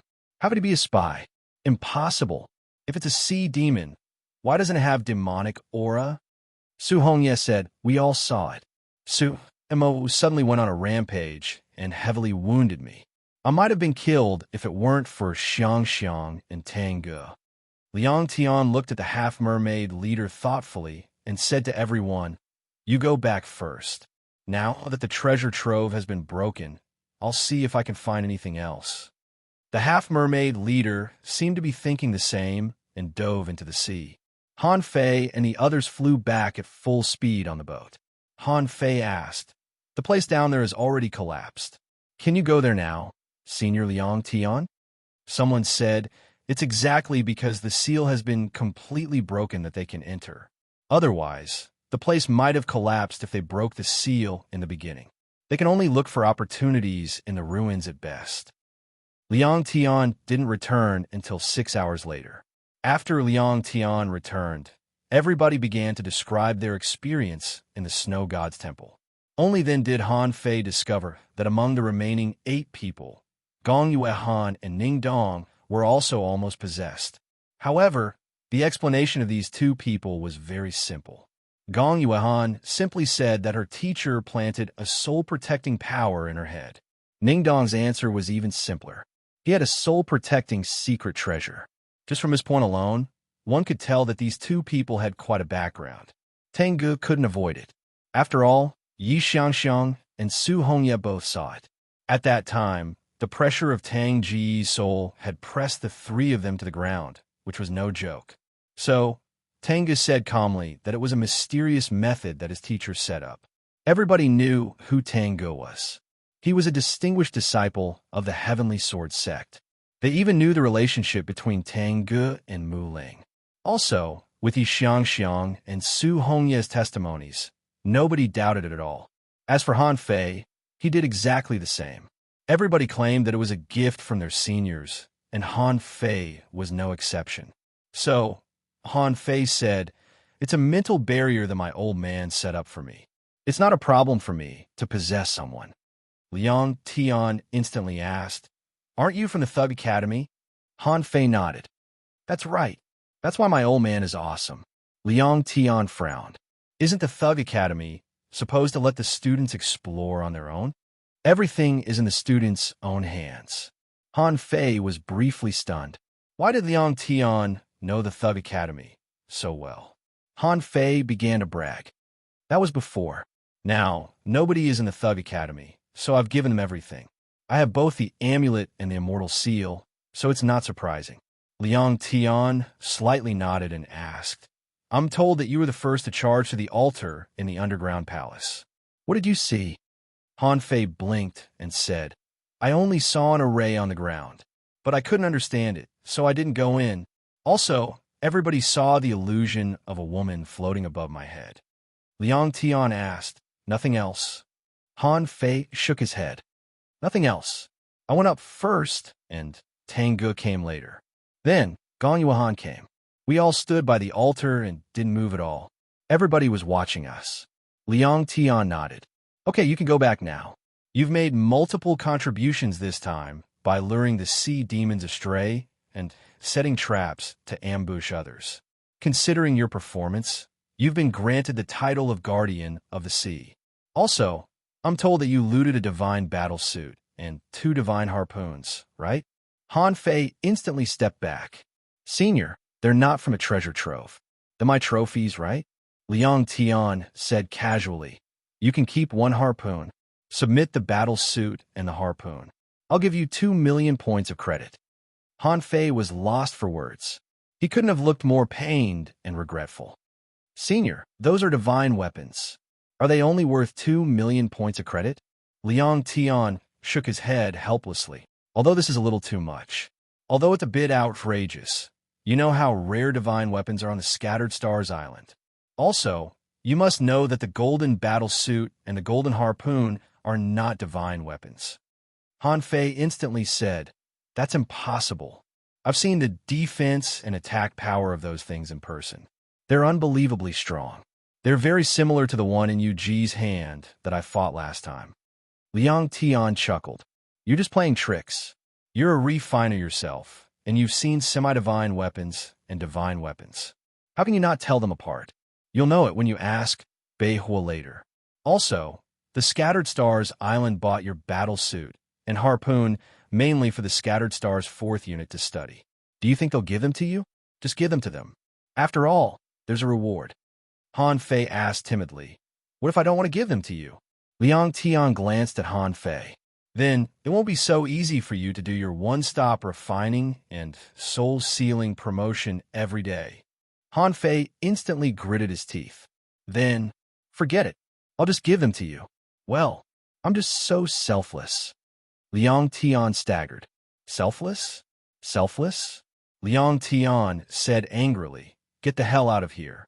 Handing over the golden battle suit and the harpoon, Han Fei was about to leave. After only 2 steps, Han Fei suddenly looked back. Senior, I've killed 2 peerless heavenly talents and more than 5 regular heavenly talents. Can I count my achievement of slaying 100 people? Liang Tian staggered again. I'll count your 30 heads. Your waist tag will have a number on it later. Hearing that, Han Fei instantly put on a big smile. That's good enough. Later, he would find a way to deal with 70. Well, 7 peerless heavenly talents, and he would be able to slay 100 people. At that time, the 5-star star rank and the logistics division would get a discount. It seems that the honorary title of Guardian of the Sea can be discounted too. How much is it? Forget it. I'll go to Lurin Quang later. After he left the Scattered Stars 1st unit, Han Fei turned right and entered the Scattered Stars 4th unit. That was the benefit of being in 2 departments. It was almost impossible for ordinary people to meet each other in different departments. They would only get to know each other during special operations. Or like Guan Qingyan and Mu Jur, they were so famous that it was hard for people not to know them, so they couldn't disguise themselves. It was rare for Han Fei to make a turn right after he left home. Uncle Beihua, the 6th chapter. I wish all of you that the flowers will bloom in the coming year, and that you may lean against the railing and look at the world with a smile. End of this chapter.